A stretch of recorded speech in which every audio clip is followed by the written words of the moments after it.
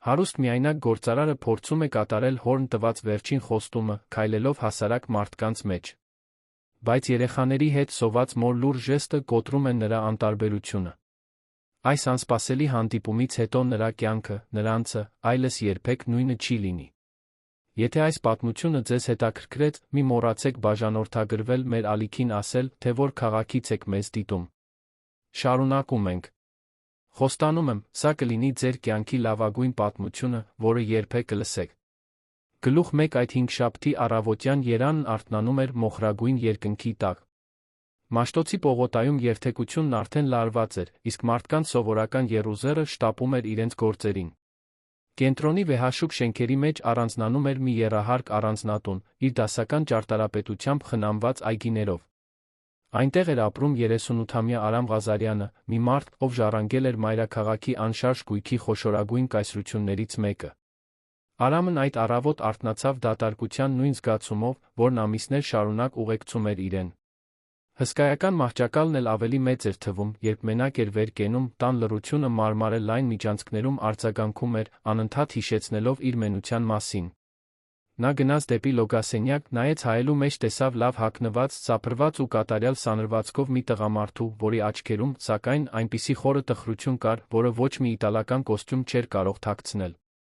Արդեն 6 ամիս էր, ինչ նրա հայրը, Ավագ Ղազարյանը, հեռացել էր կյանքից երկարատ հիվանդության դեմ պայքարից հետո, որը կամաց-կամաց խլել էր նրա ուժերը։ Ավագը խիստ, գործին նվիրված մարդ էր, ով անշարժ գույքի կայսրությունը կառուցել էր աղյուս առ աղյուս, պայմանագիր առ պայմանագիր։ Արամը մեծացել էր այդ հսկայի ստվերում, վաղ տարիքից սովորելով, որ զգացմունքները շքեղություն են, որը գործարար մարդիկ իրենց թույլ տալ չեն կարող։ Եվ այսպես նա դարձել էր հոր կատարյալ կրկնօրինակը, սառը, հաշվենկատ, արդյունավետ։ Մինչ որ Ավագն այլս չկար։ Սակայն կյանքի վերջին օրերին ծեր Ղազարյանի մեջ ինչ-որ բան փոխվել էր։ Հիվանդանոցային մահճակալին պառկած խողովակներով ու սարքերով, որոնք վերահսկում էին նրա սրտի յուրաքանչյուր թույլ զարկը, Ավագը խնդրել էր որդուն մոտենալ։ Արամը հիանալի հիշում էր այդ պահը, հոր տկար ձեռքը զարմանալի ուժով բռնել էր իրենը, իսկ երբեմնի խիստ աչքերն այժմ փայլում էին զսպված արցունքներից։ Որդիս, խռպոտ ձայնով ասել էր Ավագը, ես կայսրություն եմ կառուցել, բայց կյանքս կորցրել եմ։ Դու ունես այն ամենը, ինչ ես քեզ թողել եմ, բայց մի կրկնիր իմ սխալը։ Դուրս արի այս փղոսկրե աշտարակից։ Գնա փողոցներ, հրապարակներ, տես, թե ինչպես են մարդիկ ապրում։ Խոստացիր ինձ, որ դա կանես։ Խոստացիր, որ չես ապրի այնպես, ինչպես ես, մեկուսացած, մենակ, առանց իրական աշխարհը հասկանալու։ Արամը խոստացել էր։ Այդ պահին նա ամեն ինչ կխոստանար, միայն թե մի փոքր խաղաղություն բերեր հրաժեշտ տվող մարդուն։ Եվ հիմա, ամիսներ անց, նա դեռ փորձում էր կատարել այդ խոստումը, թե լիովին չէր հասկանում, թե հայրն ինչ նկատի ուներ այդ խոսքերով։ Ամեն առավոտ, ֆինանսական հաշվետվությունները ստուգելուց, փաստաթղթերը ստորագրելուց հետո, որոնք քարտուղարուհին կոկիկ դասավորում էր գրասենյակի սեղանին, Արամը դուրս էր գալիս տնից քայլում դեպի Երանի կենտրոնում գտնվող Հանրապետության հրապարակ։ Դա այն վայրը չէր, որտեղ իր սոցիալական դիրքի մարդիկ սովորաբար։ Հրապարակը ճաշի ժամի աշխատողների, փողոցային վաճառողների, արվեստագետների, այն ընտանիքների հանդիպման վայրն էր, որոնք չէին կարող իրենց թույլ տալ արթրի կենտրոններ վճարովի այգիներ հաճախել։ Սկզբում Արամն իրեն լիովին օտար էր զգում։ Նա հագնում էր չափազանց թանկ կոստյումներ, կոշիկներ, որոնք ավելի թանկ արժեին, քան այնտեղի շատերի ամսական աշխատավարձը։ Մարդիկ նրան նայում էին կասկածանքով կամ հետաքրքրասիրությամբ, նա չգիտեր, ինչպես իրեն պահել, ինչպես վարվել իրենից այդքան հեռու այդ տիեզերքում։ Բայց շաբաթների ընթացքում նա սովորեց դիտել։ Նստում էր ժամանակից մաշված փայտե նստարաններից մեկին, պարզապես հետում էր, թե ինչպես է կյանքը հոսում իր շուրջը։ Տեսնում էր մայրերի աղավնիների մեջ վազվզող փոքրիկ երեխաների հետ, գունավոր սայլակներով պաղպաղակ վաճառող տղամարդկանց, սիրահար զույգերի, որոնք ծառերի ստվերում նստած կիսում էին իրենց համեստ ուտելիքը։ Տեսնում էր նա անհավասարության դաժան իրականությունը։ Ստվարաթղթերի վրա քնած մարդիկ, անցորդներից մանրադրամ խնդրող երեխաներ, վերամշակման համար նյութեր փնտրող տարեցներ։ Այս ամենը գոյություն ուներ իր առանձնատնից ընդամենը մի քանի կիլոմետր հեռավորության վրա, բայց կարծես լիովին առանձին աշխարհներ լինեին։ Հենց այդ հինգշաբթի օրը Արամը հրապարակ հասավ առավոտյան ժամը 10-ի կողմերը։ Արը վերջապես սկսում էր ճեղքել մոխրագույն ամպերը, ջերմաստիճանը արագ բարձրանում էր։ Նա փողոցային վաճառողից սուրճ գնեց, մի բան, որ ամիսներ առաջ երբեք չէր անի, նստեց իր սովորական նստարանին, մի շատրվանի մոտ, որն այլևս չէր աշխատում։ Հենց այդ ժամանակ նրա հայացքը սերվեց հրապարակի մյուս կողմում տեղի ունեցող տեսարանին։ Չգործող թերթի կրպակի մոտ մի կին էր նստել գետնին, երկու երեխաների հետ։ Նա մոտ 30 տարեկան կլիներ, շագանակագույն մազերը հավաքված էին պարզ պոչիկով, հագուստը մաքուր էր, բայց տեսանելիորեն մաշված ժամանակից ու օգտագործումից։ Երեխաները, մի տղա, որը մոտ 8 տարեկան կթվար, մի աղջիկ, մոտ 5, նստել էին լուռ, այն լռությամբ, որը բնորոշ չէ առողջ երեխաներին, այլ գալիս է էներգիայի պակասից, երկարած սովից։ Արամը տեսավ, թե ինչպես կինը բացեց մի փոքրիկ պլաստմասե կերակրատուփ։ Ներսում բրինձ էր, լոբի մի փոքր կտոր հավի միս։ Դա նույնիսկ մեկ մարդու համար բավարար չէր, էլ ուր մնաց երեքի։ Զգույշ շարժումներով նա ուտելիքը բաժանեց 3 անհավասար մասի։ Ամենամեծ բաժինները երեխաներինն էին, որոնք մատուցվեցին պլաստմասե ափսեների մեջ, որոնք նա հանեց մաշված պայուսակից։ Իր համար նա վերցրեց յուրաքանչյուր երեխային տվածի կեսից էլ քիչը։ Արամի կրծքում ինչ-որ բան սեղմվեց։ Նա նախկինում երբեք ուշադրություն չէր դարձրել այսպիսի տեսարանների։ Գիտեր, իհարկե, որ աղքատություն գոյություն ունի, բայց դա միշտ վերացական բան էր, թվեր հաշվետվություններում, վիճակագրություն լուրերում։ Տեսնել դա իր աչքի առաջ, տեսնել, թե ինչպես է մայրը ամբողջ ուտելիքը տալիս երեխաներին, իսկ ինքը մնում գրեթե առանց ոչնչի, լիովին այլ բան էր։ Երեխաները դանդաղ էին ուտում, ծամելով յուրաքանչյուր պատառաքաղը, կարծես իմանային, որ դա կարող է օրվա միակ կերակուրը լինել։ Կինը նույնիսկ անմիջապես չդիպավ իր բաժնին։ Նա հետում էր երեխաներին մի հայացքով, որը խառնում էր անսահման սեր, այնքան խորը տխրություն, որ Արամին թվաց, թե կարող է տեսնել այդ մոր ողջ ցավը միայն այդ հայացքի մեջ։ Երբ տղան վերջացրեց իր բաժինը, նա նայեց մոր կերակրատուփին այն սովով, որը դեռ չէր հագեցել։ Կինը նկատեց, առանց վարանելու, իր ափսեի կեսը առաջարկեց որդուն։ Տղան ուզեց հրաժարվել, Արամը դա տեսավ գլխի շարժումից, բայց սովն ավելի ուժեղ գտնվեց։ Նա ընդունեց, մորը մնացել ավելի քիչ ուտելիք։ Հենց այդ ժամանակ Արամը նկատեց. կինը դողում էր։ Ցրտից չէր, քանի որ օրը տաք էր։ Դա թուլությունից էր։ Նա չափազանց թույլ էր, հավանաբար օրեր շարունակ նորմալ չէր կերել։ Այնուամենայնիվ, նա պահում էր ուղիղ կեցվածքը, անձեռնմխելի արժանապատվությունը, ստիպողաբար ժպտում էր, մինչ ցածրաձայն խոսում էր երեխաների հետ, հավանաբար ինչ-որ պատմություն պատմելով, որպեսզի շեղի նրանց իրենց դաժան իրականությունից։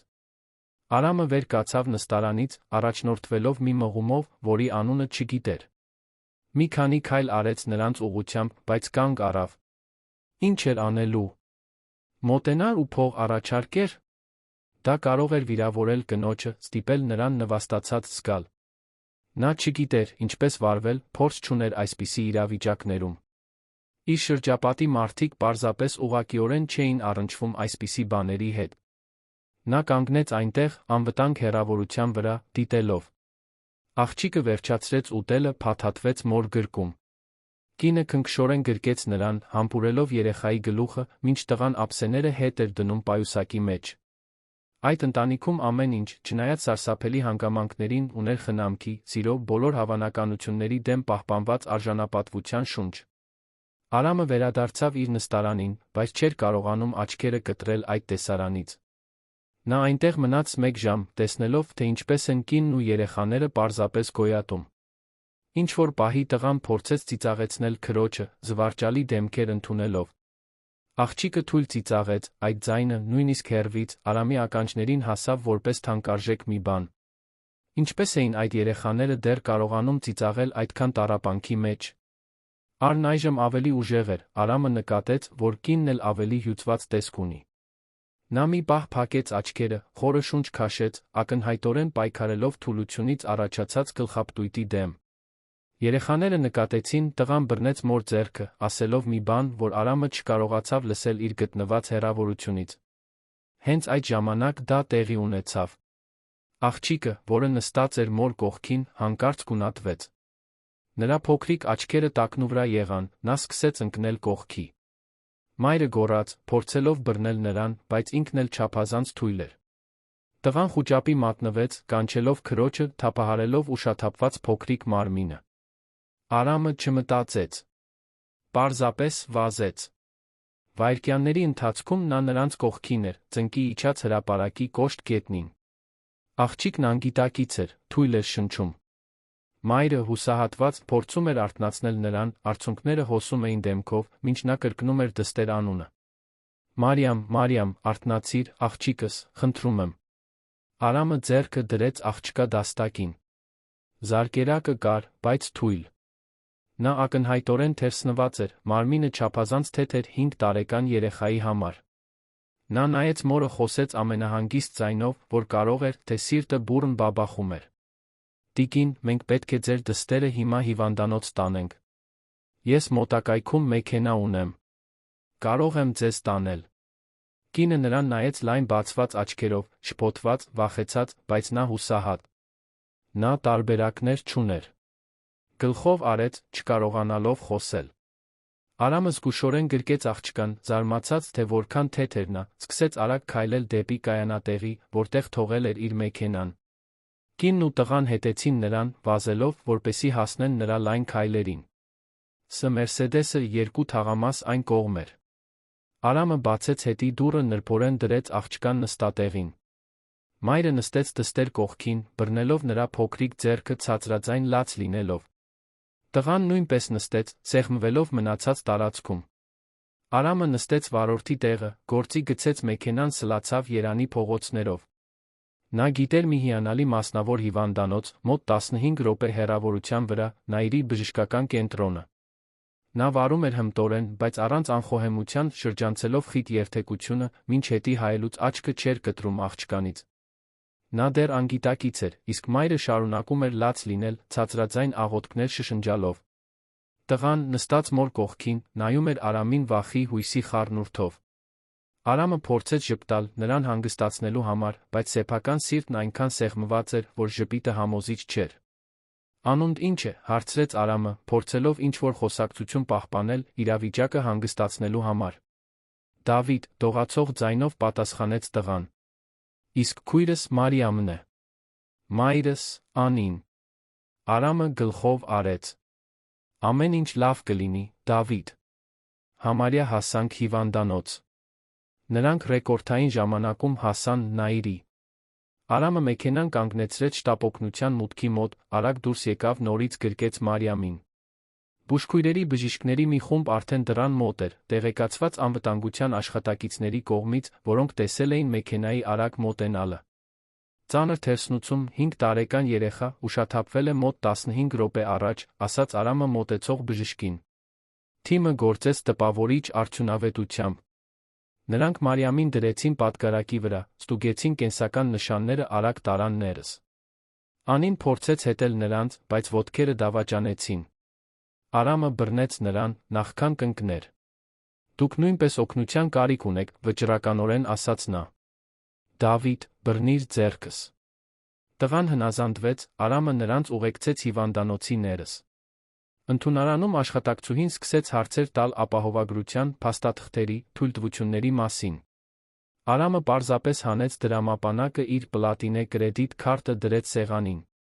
Կատարեք բոլոր անհրաժեշտ հետազոտությունները 3-ի համար էլ։ Հոսպիտալացրեք, եթե անհրաժեշտ է։ Բոլոր ծախսերն իմ հաշվին են։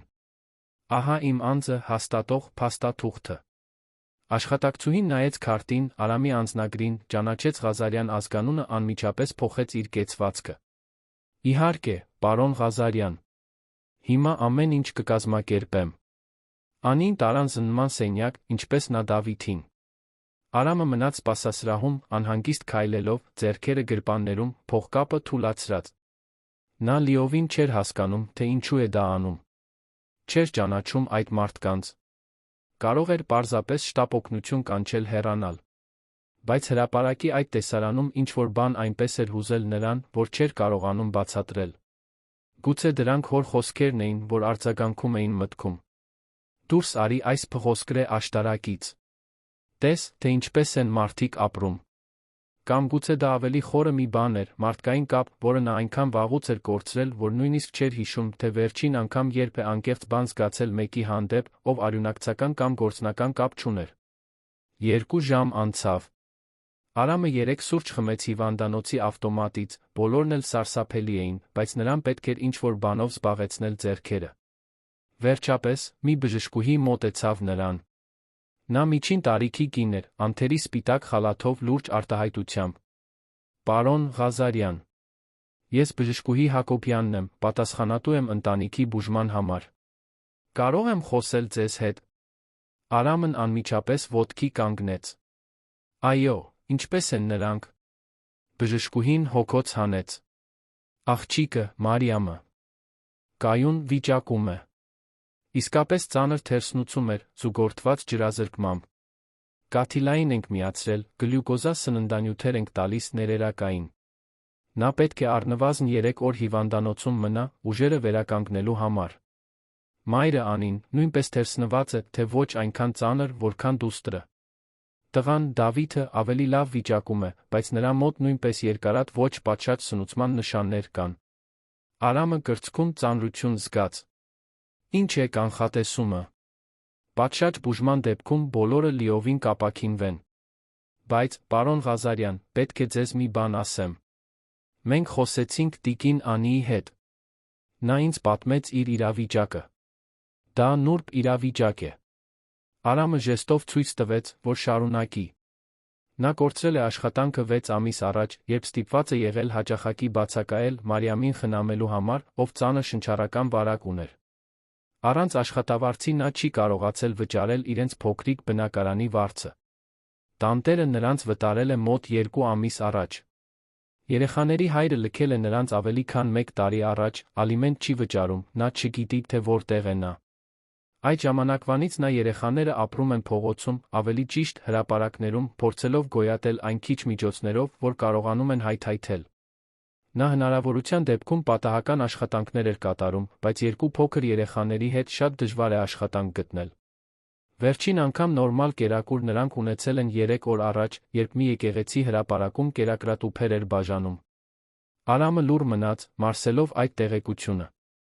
Նա գիտեր, որ աղքատություն գոյություն ունի, բայց լսել այդ կնոջ կյանքի կոնկրետ մանրամասները այլ բան էր։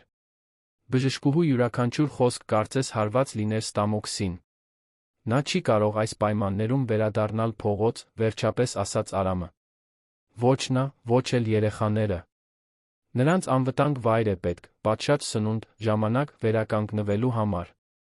Բժշկուհին գլխով համաձայնեց։ Պարոն Ղազարյան, այն, ինչ դուք անում եք նրանց համար, արդեն իսկ արտասովոր է։ Բայց այո, իդեալական դեպքում նրանց մի քանի ամիս շարունակական խնամք կպահանջվեր։ Կան պետական ապաստարաններ, բայց դրանք գերբեռնված են, պայմանները միշտ չէ, որ լավագույնն են։ Արամն անմիջապես չպատասխանեց։ Մի գաղափար էր ձևավորվում նրա մտքում, մի գաղափար, որը ամիսներ առաջ նա լիովին անհեթեթ կհամարեր։ Բայց հիմա, այնտեղ, հիվանդանոցի միջանցքում, իր աչքերով տեսնելով այդ ընտանիքի իրականությունը, իր գրկում պահելով այդ չափազանց թեթ փոքրիկ աղջկան, նրա մեջ ինչ-որ բան փոխվել էր։ Բժշկուհի, երբ տիկին Անին կարողանա այցելուներ ընդունել, կցանկանայի խոսել նրա հետ։ Բժշկուհին զարմացած թվաց, բայց համաձայնեց։ Նա հիմա արթուն է, պարզապես թույլ։ Կարող է կարճ այցելություն ընդունել, եթե ցանկանում եք։ Արամը հետեց բժշկուհուն հիվանդանոցի միջանցքներով մինչ 3-րդ հարկի առանձին հիվանդասենյակ։ Նրանք թակեցին դուռը ներս մտան։ Անին պառկած էր մահճակալին, թին միացված կաթիլայինով։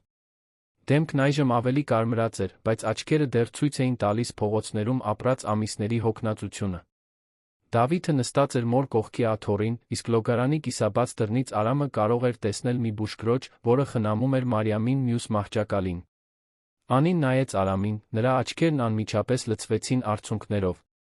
Փորձեց վեր կենալ, բայց նա ժեստով ցույց տվեց, որ պառկած մնա։ Խնդրում եմ, մի վեր կենաք։ Ինչպես եք ձեզ զգում։ Ես չգիտեմ, ինչպես շնորհակալություն հայտնել ձեզ, սկսեց նա խեղդված ձայնով։ Դուք փրկեցիք իմ աղջկան։ Փրկեցիք իմ երեխաներին։ Ես միջոց կգտնեմ այս ամենի դիմաց վճարելու, խոստանում եմ։ Նույնիսկ եթե տարիներ տի, ես կվճարեմ յուրաքանչյուր լուման։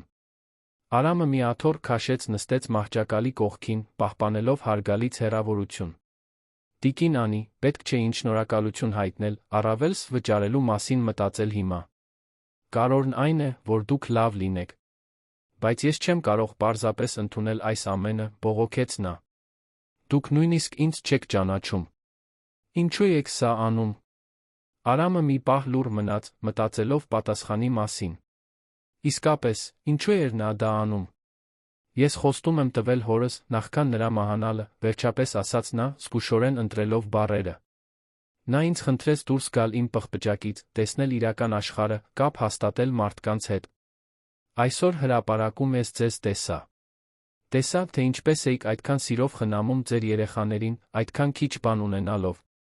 Տեսա ձեր արժանապատվությունը, որը պահպանում էիք, չնայած ամեն ինչին։ Եվ երբ Մարիամն ուշաթափվեց, ես չկարողացա պարզապես հեռանալ։ Ճիշտ չեմ կարող բացատրել, բայց զգացի, որ դա այն է, ինչ պետք է անեի։ Անին ձեռքի թիկունքով սրբեց արցունքները։ Այնուամենայնիվ, պարոն, սա ավելին է, քան որը մեկը կաներ։ Դուք հրեշտակ եք, որին Աստված ուղարկել է մեր ճանապարհին։ Արամը գլուխը թափ տվեց, անհարմար զգալով այդպիսի գովասանքից։ Ես հրեշտակ չեմ, հեռու եմ դրանից։ Բայց ես ձեզ առաջարկ ունեմ, եթե թույլ տաք։ Անին նրան նայեց հետաքրքրասիրությամբ, խառնված անհանգստության հետ։ Առաջարկ։ Այո։ Բժշկուհին ինձ պատմեց ձեր իրավիճակի մասին։ Գիտեմ, որ անօթան եք, որ ժամանակի կարիք ունեք վերականգնվելու կյանքը վերադասավորելու համար։ Ես մեծ տուն ունեմ, իրականում շատ մեծ։ Չափազանց մեծ մեկ մարդու համար։ Շատ դատարկ սենյակներ կան, կահավորված խոհանոց, լիքը տարածք։ Կցանկանայի ձեզ ձեր երեխաներին մի սենյակ առաջարկել։ Ժամանակավոր, իհարկե, մինչ որ կարողանաք ոտքի կանգնել։ Դա պարզապես անվտանգ վայր կլինի մնալու, նորմալ սնվելու, երեխաների հանգստանալու համար։ Հաջորդած լռությունը ծանր էր։ Անին նրան նայում էր լայն բացված աչքերով, ակնհայտորեն չհավատալով լսածին։ Դավիթը, որը լսում էր ամեն ինչ, նույնպես բերանը բաց էր մնացել։ Պարոն, դուք ինձ ապրելու տեղ եք առաջարկում։ Ձեր տանը Անին կարծես չէր կարողանում մարսել այդ տեղեկությունը։ Բայց դուք ինձ չեք ճանաչում։ Ես անծանոթ եմ։ Ինչպես կարող եք այդպես վստահել։ Տեսեք, գիտեմ, որ տարօրինակ է թվում, խոստովանեց Արամը։ Եվ լիովին կհասկանամ, եթե հրաժարվեք։ Բայց ճշմարտությունն այն է, որ իմ տունը ամիսներ շարունակ դատարկ է։ Հորս մահից հետո այնտեղ միայն ես եմ, մի սպասուհու հետ, որը շաբաթը 2 անգամ գալիս է մաքրելու այն սենյակները, որոնք նույնիսկ չեմ օգտագործում։ Ես ոչինչ չեմ խնդրում փոխարենը։ Դուք պետք չէ ինձ համար աշխատեք կամ նման բան։ Դա պարզապես ժամանակավոր օգնություն է, մինչ որ կարողանաք վերադառնալ ձեր սեփական ոտքերի վրա։ Անին նայեց որդուն, որը նրան էր նայում հույսով լի աչքերով։ Հետո նայեց լոգարանի դռանը, որտեղից լսվում էին բուժքրոջ Մարիամին խնամելու մեղմ ձայները։ Արամը կարող էր տեսնել նրա ներսում տեղի ունեցող պայքարը, հպարտությունը պայքարում էր կարիքի դեմ, անվստահությունը, հուսահատության դեմ։ Վերջապես, նա ցածր ձայնով խոսեց. Եթե ընդունեմ, դա կլինի միայն մինչ աշխատանք գտնեմ գումար հավաքեմ, տեղ վարձելու համար։ Ես չեմ ուզում չարաշահել ձեր բարությունը։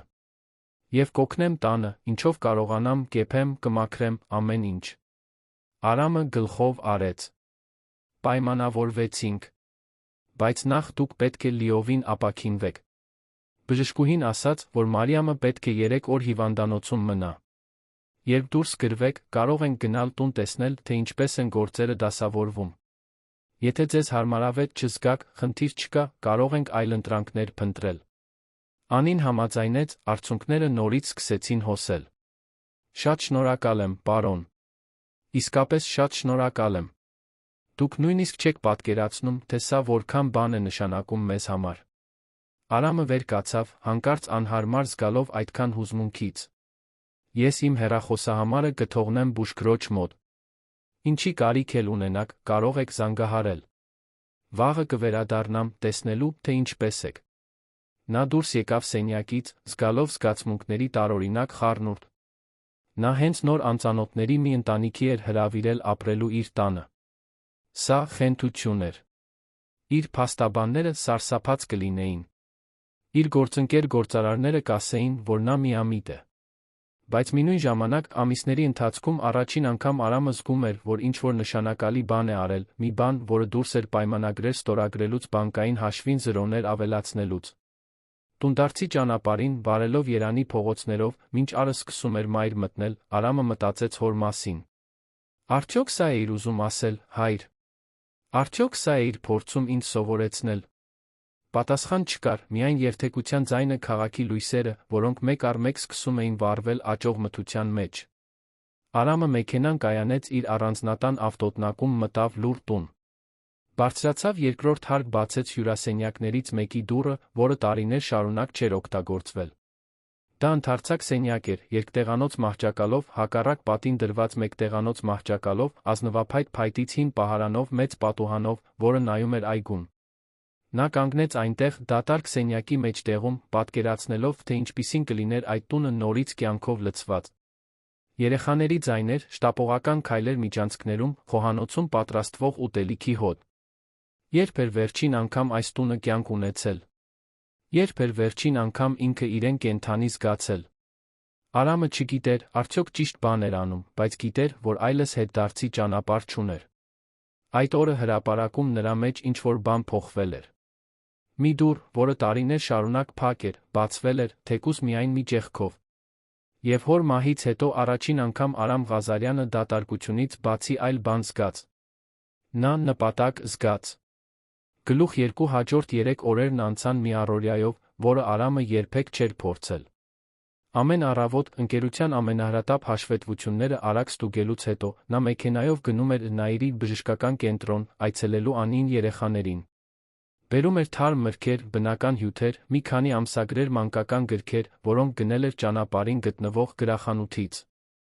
Նա հստակ չգիտեր, թե 5 տարեկան երեխան ինչ կցանկանար կարդալ, ուստի օգնություն խնդրեց վաճառողուհուց, որն ընտրեց գունավոր պատմություններ, մեծ նկարազարդումներով սկսնակների համար հարմար չափի տառերով։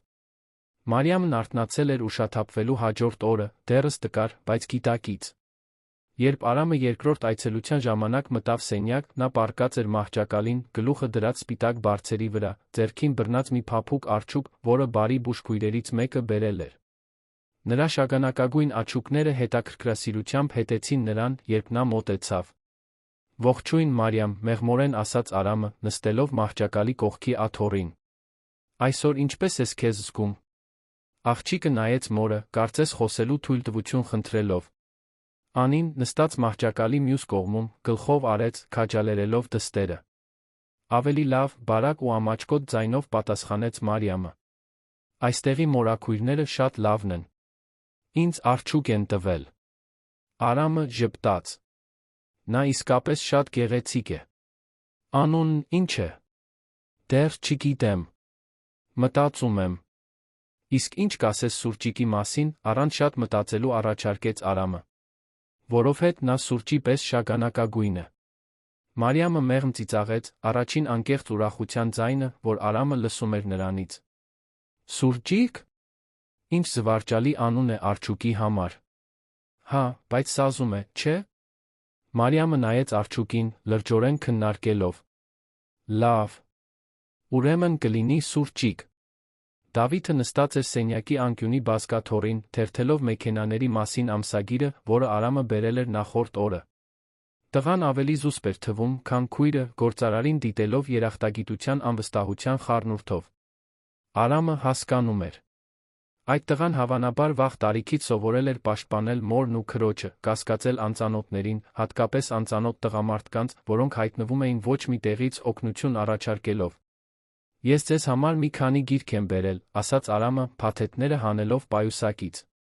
Քեզ համար, Մարիամ, արքայադուստրերի կենդանիների մասին պատմություններ։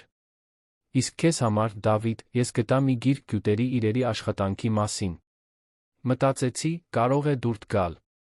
Դավիթը վեր կացավ, զգուշորեն վերցրեց գիրքը, կարծես թանկարժեք մի բան լիներ։ Իսկապես։ Կարող եմ սա ինձ պահել։ Իհարկե։ Քոնն է։ Տղան բացեց գրքի առաջին էջը, աչքերը փայլեցին, երբ տեսավ դիագրամներ, թե ինչպես են ինքնաթիռները թռչում, ինչպես են շարժիչներն աշխատում։ Շնորհակալ եմ, պարոն Ղազարյան։ Շատ լավն է։ Կարող ես ինձ ուղղակի Արամ ասել։ Անին շատ ավելի արագ էր ապաքինվել, քան Մարիամը։ Նրա թերսնուցումը ծանր էր, բայց չէր հասել դստեր նման կրիտիկական կետի։ Նա արդեն կարողանում էր քայլել սենյակում, ինքնուրույն լոգանք ընդունել, դեմքը նորից գույն էր ստանում։ Բայց Արամը նկատում էր, որ նա այլ բեռ էր կրում։ Դա միայն ֆիզիկական չէր։ Դա այն ամոթն էր, որ հասել էր այդ կետին, այն մեղքի զգացումը, որ չէր կարողացել ավելի լավ պաշտպանել իր երեխաներին, անորոշ ապագայի վախը։ Մի երեկո, երբ երեխաները քնած էին ճաշից հետո, Արամն ու Անին զրուցեցին սենյակի փոքրիկ պատշգամբում։ Արը պատուհաններից ներս էր թափանցում, լույսի նախշեր ստեղծելով հատակին, իսկ քաղաքի ձայնը խուլ էր հասնում, հեռավոր։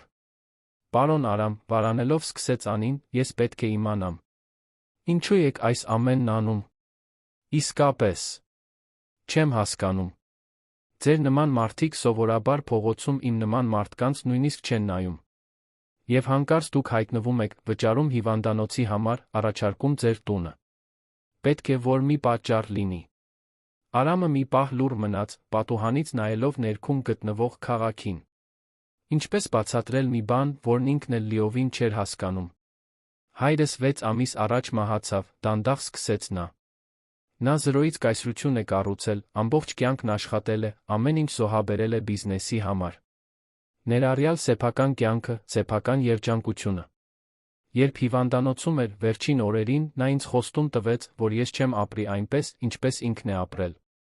Որ դուրս կգամ իմ փղոսկրե աշտարակից, կճանաչեմ իրական աշխարհը, իրական մարդկանց։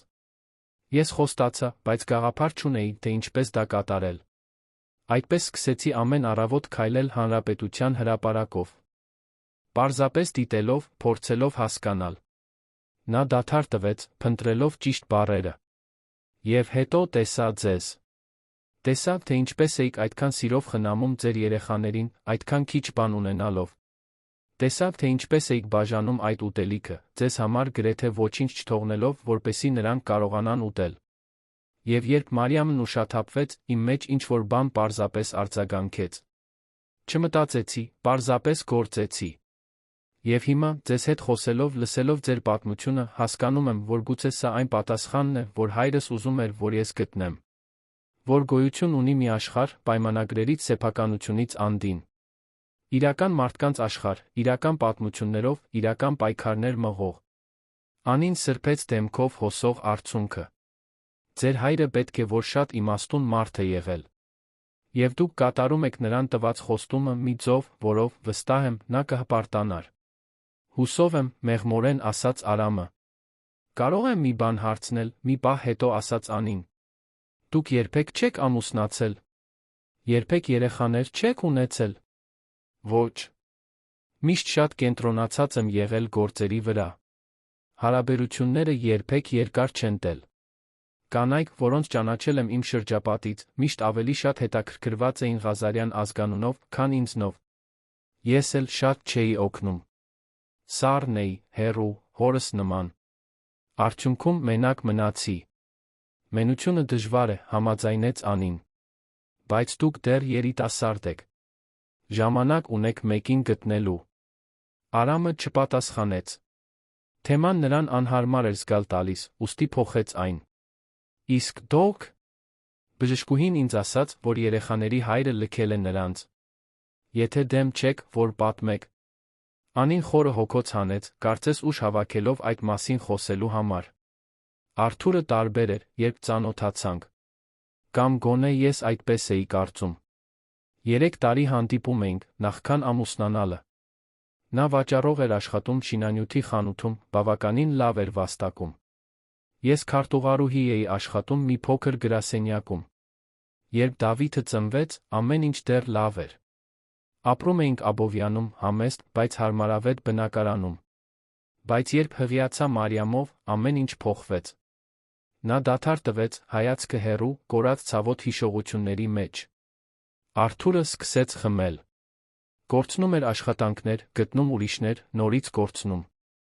Ես որքան կարող էի, պահում էի իրավիճակը, բայց 2 փոքր երեխաների հետ դժվար էր լրիվ դրույքով աշխատել։ Նա նյարդայնանում էր, ագրեսիվ դառնում։ Երբեք ինձ չի հարվածել, բայց խոսքերն այնքան էին ցավեցնում։ Ասում էր, որ ես բեռ եմ, որ երեխաները բեռ են, որ ինքն ավելի լավ կյանքի է արժանի։ Մի գիշեր, 1.5 տարի առաջ, նա պարզապես հեռացավ։ Թողել էր մի գրություն, ասելով, որ գնում է ուրիշ երկրում բախտ փորձելու չի վերադառնալու։ Արամը զայրույթ զգաց իր ներսում։ Ինչպես կարող էր մի տղամարդ այդպես լքել սեփական ընտանիքը։ Ցավում եմ, որ դրա միջով եք անցել։ Իսկ հետո։ Հետո ամեն ինչ գլորվեց դեպի վատը։ Ես որոշ խնայողություններ ունեի, բայց դա բավարար չէր։ Մի քանի ամիս կարողացա վարձը պահել, պատահական աշխատանքներ անելով, մաքրություն, ամեն ինչ։ Բայց երբ Մարիամը հիվանդացավ այդ ուժեղ շնչառական վարակով, ստիպված էի բացակայել իմ գտած մշտական աշխատանքից։ Ինձ ազատեցին։ Առանց աշխատավարձի ոչինչ անել չէր լինի։ Տանտերը ուշացում չընդունեց, մեզ վտարեց։ Մի քանի շաբաթ փորձեցինք մնալ իմ հորաքրոջ աղջկա մոտ, բայց նրա ամուսինը չուզեց, որ ավելի երկար մնանք։ Ասաց, որ չի կարող ավելի շատ բերաններ կերակրել։ Եվ այդպես մենք հայտնվեցինք փողոցում։ Անին սրբեց համառորեն թափվող արցունքները։ Երբեք չէի պատկերացնի, որ կյանքս այսպիսին կդառնա, գիտեք։ Ես սովորել եմ, միշտ աշխատել եմ, միշտ ազնիվ եմ եղել։ Բայց երբեմն թվում է, թե որքան էլ ջանք թափես, աշխարհը պարզապես քեզ ներք է հրում, թույլ չի տալիս վեր կենալ։ Արամը չգիտեր, ինչ ասել։ Նրա կյանքի բոլոր փորձառություններն այնքան տարբեր էին նրանից, որ ցանկացած մխիթարական խոսք դատարկ, մակերեսային կթվար։ Ուստի նա պարզապես թեթակի դրեց իր ձեռքը նրա ձեռքի վրա, համերաշխության պարզ ժեստ։ Ամեն ինչ լավ կլինի հիմա, ասաց նա։ Դուք կապաքինվեք, անվտանգ տեղ կունենաք մնալու, դուք կկարողանաք վերականգնել ձեր կյանքը։ Ես կօգնեմ, ինչով որ անհրաժեշտ լինի։ Անին նրան նայեց այն աչքերով, որոնք այդքան տառապանք էին տեսել, բայց որոնք դեռ հույս էին պահպանում։ Շնորհակալ եմ, Արամ։ Իսկապես։ Դուք չգիտեք, թե ձեր խոսքերն ինչքան բան են նշանակում ինձ համար։ Երրորդ օրը բժշկուհի Հակոբյանը բոլորին դուրս գրեց։ Մարիամը զարմանալիորեն լավ էր ապաքինվել։ Երեխաների դիմացկունությունը միշտ զարմացնում էր բժիշկներին։ Նա ավելի կարմրած էր, ավելի աշխույժ, կարողանում էր քայլել առանց գլխապտույտի։ Դավիթն ու Անին նույնպես լավ վիճակում էին։ Հիվանդանոցից դուրս գալուց առաջ Արամը համոզվեց, որ բոլորը վերջնական ամբողջական հետազոտություններ անցնեն։ Ուզում էր բացարձակապես վստահ լինել, որ նրանք առողջ են, նախքան նրանց տուն տանելը։ Բուժքույրն օգնեց Անին երեխաներին հագնել նոր հագուստ, որը Արամը գնել էր։ Ոչ մի շքեղ բան, պարզապես հասարակ, հարմարավետ պատշաճ կտորներ։ Ջինսե տաբատներ, շապիկներ, ծաղկավոր զգեստ Մարիամի համար, նոր սպորտային կոշիկներ բոլորի համար։ Անին բողոքեց ծախսերի դեմ, բայց Արամը պնդեց։ Նրանց նախկին հագուստը չափազանց մաշված էր, նա ուզում էր, որ նրանք այս նոր փուլը սկսեն արժանապատվորեն։ Երբ նրանք դուրս եկան հիվանդանոցից այդ ուրբաթ օրվա արոտ կեսօրին, Արամը կրծքում տարօրինակություն զգաց։ Նա պատրաստվում էր 3 անծանոթների տանել իր տուն, այն տուն, որտեղ մեծացել էր, որտեղ հայրն ապրել մահացել էր։ Դա սարսափելի մի նույն ժամանակ տարօրինակ կերպով մխիթարական զգացողություն էր։ Ճանապարհը դեպի կենտրոն լուռ էր։ Դավիթն ու Մարիամը դեմքերը կպցրել էին մեքենայի պատուհանին, դիտելով անցնող քաղաքը։ Նրանք հավանաբար սովոր չէին մեքենայով երթեկելուն, էլ ուր մնաց, շքեղ Մերսեդեսով կաշվե նստատեղերով օթորակիչով։ Անին լուռ էր հետի նստատեղին, ձեռքերը միահյուսված ծնկներին, ակնհայտորեն նյարդային։ Երբ Արամը կայանեց իր տան էլեկտրոնային դարպասի դիմաց, նա տեսավ, թե ինչպես բոլորի աչքերը լայնացան։ Դարպասն ավտոմատ բացվեց, նա ներս մտավ, բարձրանալով սալաքարե թեքահարթակով մինչ ավտոտնակ։ Առանձնատունն իսկապես վեհաշուք էր։ 3 հարկ նեոդասական ճարտարապետությամբ խնամված այգիներ, մուտքի մոտ դեկորատիվ շատրվան, որը հայրը տասնամյակներ առաջ էր տեղադրել։ Բարի գալուստ ձեր նոր ժամանակավոր տուն, ասաց Արամը, անջատելով շարժիչը։ Նրանք դուրս եկան մեքենայից, կանգնեցին այնտեղ, նայելով շինությանը, կարծես երազում լինեին։ Մարիամը ամուր բռնել էր մոր ձեռքը, իսկ Դավիթը տանում էր փոքրիկ պայուսակը, իրենց ունեցած սակավաթիվ իրերով։ Արամը բացեց գլխավոր դուռը, նրանց ուղեկցեց ներս։ Նախասրահը ընդարձակ էր, իտալական մարմարե հատակով, բարձր առաստաղից կախված բյուրեղյա ջահով, ազնվափայտ փայտից աստիճանավանդակով, որը բարձրանում էր երկրորդ հարկ։ Պատերը զարդարում էին բնանկարներ, իսկ խորշերը զբաղեցնում էին թարմ ծաղկեփնջերով ծաղկամաններ։ Վայ, շնջաց Մարիամը, նրա աչուկները փայլում էին։ Սա ամրոց է։ Արամը ժպտաց։ Ոչ այնքան։ Բայց մեծ է, այո։ Եկեք, ցույց տամ ձեր սենյակը։ Նա նրանց աստիճաններով բարձրացրեց երկրորդ հարկ։ Միջանցքը լայն էր, յուրաքանչյուր կողմում մի քանի դռներ։ Արամը կանգ առավ աջ կողմի երրորդ դռան դիմաց բացեց այն։ Նրա ընտրած սենյակը ընդարձակ էր, ուներ երկու մահճակալ, մեկը երկտեղանոց, մեկը մեկտեղանոց, բացի հին պահարանից կոմոդից։ Մեծ պատուհանից շատ բնական լույսեր ներս թափանցում տեսարան էր բացվում դեպի հետի այգին, որտեղ մրգատու ծառեր էին աճում կանաչ սիզամարգի շուրջ։ Սա ձեր սենյակն է, ասաց Արամը։ Լոգարանն այնտեղ է, միայն ձեզ համար։ Կան մաքուր սրբիչներ, օճառ, շամպուն, այն ամենը, ինչի կարիքը կունենաք։ Խոհանոցը առաջին հարկում է, կարող եք ուտել ինչ ուզում եք, երբ ուզում եք։ Իմ սենյակը միջանցքի վերջում է, եթե ինչ-որ բանի կարիք ունենաք։ Անին դանդաղ մտավ սենյակ, կարծես վախենում էր, որ դա կանհետանա, եթե շատ արագ շարժվի։ Ձեռքը տարավ մահճակալի վրայով, ստուգելով ներքնակի փափկությունը։ Երեխաները վազեցին դեպի պատուհան, մատնացույց անելով ծառերը ուրախ բացականչելով, երբ տեսան ճյուղից ճյուղ թռչող սկյուռիկ։ Արամ, սա չափազանց շատ է, խեղդված ձայնով ասաց Անին։ Չգիտեմ, ինչպես ենք քեզ փոխհատուցելու այս ամենի համար։ Ոչինչ փոխհատուցել պետք չէ։ Պարզապես հարմարավետ տեղավորվեք, ապաքինվեք։ Մնացածը ժամանակի ընթացքում կլուծենք։ Նա թողեց, որ նրանք հանգիստ ուսումնասիրեն սենյակը, իջավ խոհանոց։ Տիկին Գայանեն, սպասուհին, որն ավելի քան 20 տարի աշխատում էր ընտանիքի համար, կգար հաջորդ առավոտ, ինչպես միշտ։ Արամը պետք է խոսեր նրա հետ նոր իրավիճակի մասին։ Առայժմ որոշեց ընթրիքի համար ինչ-որ բան պատրաստել։ Նայեց սառնարանի մեջ, գտավ մի քանի հիմնական բաղադրիչներ։ Նա փորձառու խոհարար չէր, բայց կարողանում էր մի քանի պարզ բան պատրաստել։ Որոշեց մակարոն պատրաստել լոլիկի սոուսով տապակած հավով։ Ոչ մի բարդ բան, բայց սննդարար առատ կլիներ։ Մինչ պատրաստում էր, լսեց աստիճաններից իջնող քայլեր։ Դավիթն էր, որը հայտնվեց խոհանոցի դռան մոտ հետաքրքրասեր արտահայտությամբ։ Կարող եմ օգնել, պարոն Արամ։ Իհարկե։ Կարող ես ինձ ուղղակի Արամ ասել։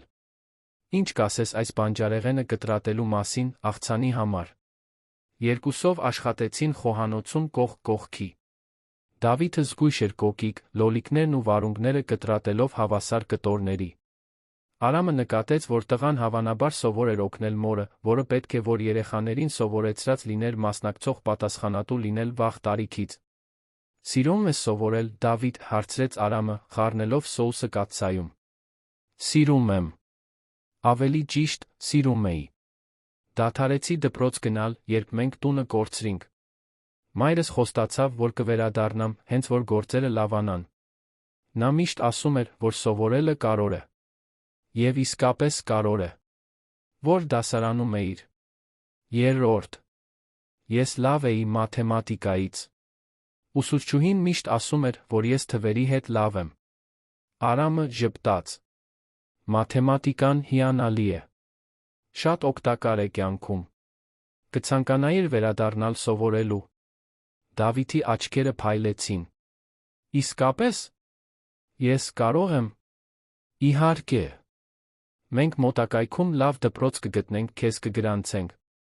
Եվ Մարիամին նույնպես, երբ մի փոքր ավելի ուժեղանա։ Կրթությունը կարևոր է։ Շնորհակալ եմ, Արամ, անկեղծորեն ասաց Դավիթը։ Դուք շատ լավ մարդ եք։ Ես սկզբում ձեզ չէի վստահում, բայց հիմա տեսնում եմ, որ դուք տարբեր եք։ Արամը կրծքում սեղմում զգաց։ Կարող ես ինձ վստահել, Դավիթ։ Ես կհոգամ քո ընտանիքի մասին։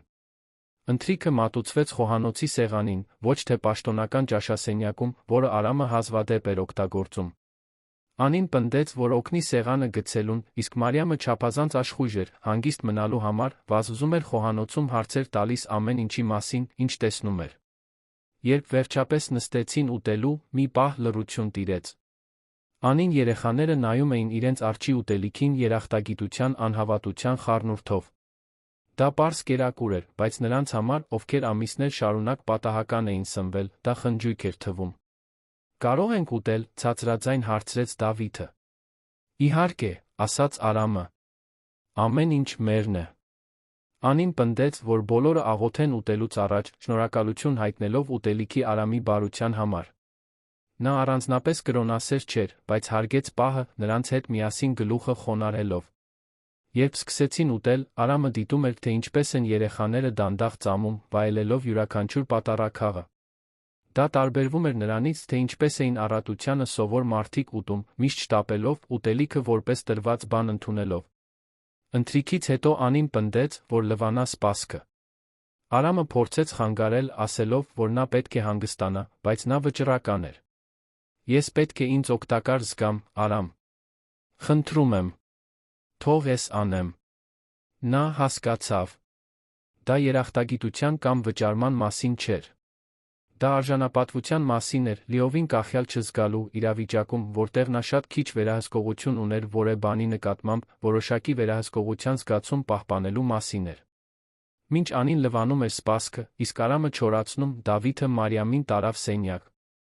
Շուտով վերի հարկից լսվեցին մանկական ծիծաղներ։ Դա մի ձայն էր, որն այդ տունը վաղուց չէր լսել։ Արամն ու Անին աշխատեցին հարմարավետ լռության մեջ, խոհանոցում շարժվելով անսպասելի ներդաշնակությամբ։ «Շնորհակալ եմ ամեն ինչի համար, Արամ», ասաց Անին, երբ վերջին ափսեն դրեցին տեղը։ «Իսկապես։ Բառեր չունեմ արտահայտելու, թե սա որքան բան է նշանակում ինձ իմ երեխաների համար։ Ուրախ եմ, որ կարող եմ օգնել»։ «Իսկապես»։ Անին նրան նայեց մտածկոտ արտահայտությամբ։ «Կարող եմ մի բան հարցնել։ Դուք չեք վախենում մեզ այսպես ձեր տուն թողնելուց։ Մենք անծանոթներ ենք»։ Մի փոքր ազնվորեն խոստովանեց Արամը։ «Բայց իմ բնազդն ինձ հուշում է, որ դուք լավ մարդիկ եք, որոնք դժվար ժամանակների միջով են անցել։ Եվ երբեմն մենք պետք է վստահենք մեր բնազդներին։ Դե, կարող եք վստահել։ Ես այս տանը կհոգամ, կարծես իմը լինի։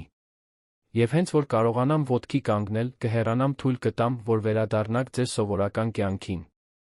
Արամն անմիջապես չպատասխանեց։ Ճշմարտությունն այն էր, որ նա վստահ չէր, թե ուզում է վերադառնալ սովորական կյանքին։ Սովորական կյանքը մենություն էր, լռություն, դատարկություն։ Սա տանը մարդկանց ունենալը, ծիծաղներ լսելը, կերակուր կիսելը ավելի կենդանի էր թվում, քան այն ամենը, ինչ նա զգացել էր վերջին տարիներին։ Այդ առաջին գիշերը տարօրինակ էր բոլորի համար։ Արամը պառկեց իր հսկայական մահճակալին, լսելով տան ձայները, որոնք իրենը չէին։ Քայլեր միջանցքում, խուլ խոսակցություններ, լոգարանի ջրի ձայնը, մահճակալի ջռոցը, երբ ինչ-որ մեկը շրջվում էր։ Դրանք կյանքի ձայներ էին, այդ տարածքը բնակեցնող մարդկանց ձայներ։ Եվ ամիսների ընթացքում առաջին անգամ Արամն իրեն լիովին մենակ չզգաց։ Հաջորդ առավոտ Արամն արթնացավ մի հոտից, որը տարիներ շարունակ չէր զգացել։ Թարմ եփվող սուրճի, տապակվող հացի, ձվածեղի հոտ։ Նա իջավ խոհանոց դեռ գիշերազգեստով գտավ Անիին, որը նախաճաշ էր պատրաստում։ Նա հագել էր գոգնոց, որը գտել էր դարակներից մեկում, մազերը հավաքված էին հանգույցով, ցածրաձայն երգում էր, աշխատելիս։ «Բարի լույս», ասաց նա, տեսնելով նրան։ «Հուսով եմ, դեմ չեք»։ Սառնարանում ամեն ինչ գտա մտածեցի, նախաճաշ պատրաստեմ բոլորիս համար։ «Բնավ դեմ չեմ», ասաց Արամը, զարմացած, թե որքան էր այդ տեսարանը հուզում իրեն։ Վաղուց է, ինչ այս խոհանոցն այսպիսի եռուզեռ չի ունեցել։ Երեխաները շուտով հայտնվեցին, դեռ քնաթաթախ, բայց աշխույժ։ Նստեցին սեղանի շուրջ, սկսեցին աշխույժ զրուցել իրենց տեսած երազների, այգում տեսած սկյուռիկի, մահճակալների փափկության մասին։ Դա սովորական ընտանեկան զրույց էր, մի բան, որն այնքան սովորական էր միլիոնավոր մարդկանց համար, բայց այնքան հազվադեպ Արամի կյանքում։ Տիկին Գայանեն ժամանեց առավոտյան ժամը 9-ին, ինչպես միշտ։ Նա 60 անց մի կին էր, ալեհեր մազերով, որը Արամին ճանաչում էր մանկուց։ Երբ նա մտավ խոհանոցի դռնից, տեսավ տեսարանը, սեղանի շուրջ նախաճաշող ընտանիքը, նա զարմացած կանգ առավ։ «Տիկին Գայանե», ասաց Արամը, վեր կենալով։ «Թույլ տվեք ներկայացնել։ Սա Անին է, նրա երեխաները, Դավիթն ու Մարիամը։ Նրանք մի որոշ ժամանակ մեզ հետ կմնան»։ Տիկին Գայանեն նայեց Արամից Անին, նորից Արամին, մարսելով տեղեկությունը։ Հետո դանդաղ ժպիտ հայտնվեց նրա դեմքին։ Հաճելի է ծանոթանալ։ Եվ որքան լավ է, որ այս տունը վերջապես նորից մարդաշատ է։ Արդեն տխրում էի, տեսնելով տղա Արամին այստեղ միշտ մենակ։ Արամը մի փոքր շփոթվեց, բայց շնորհակալություն հայտնեց։ Օրվա ընթացքում տիկին Գայանեն Անին ցույց տվեց, թե տանը ինչը որտեղ է, ինչպես են աշխատում կենցաղային տեխնիկան, որտեղ են պահվում մաքրող միջոցները։ Անին ուշադրությամբ յուրացնում էր ամեն ինչ, հարցեր տալով, մտովի նշելով յուրաքանչյուր մանրուք։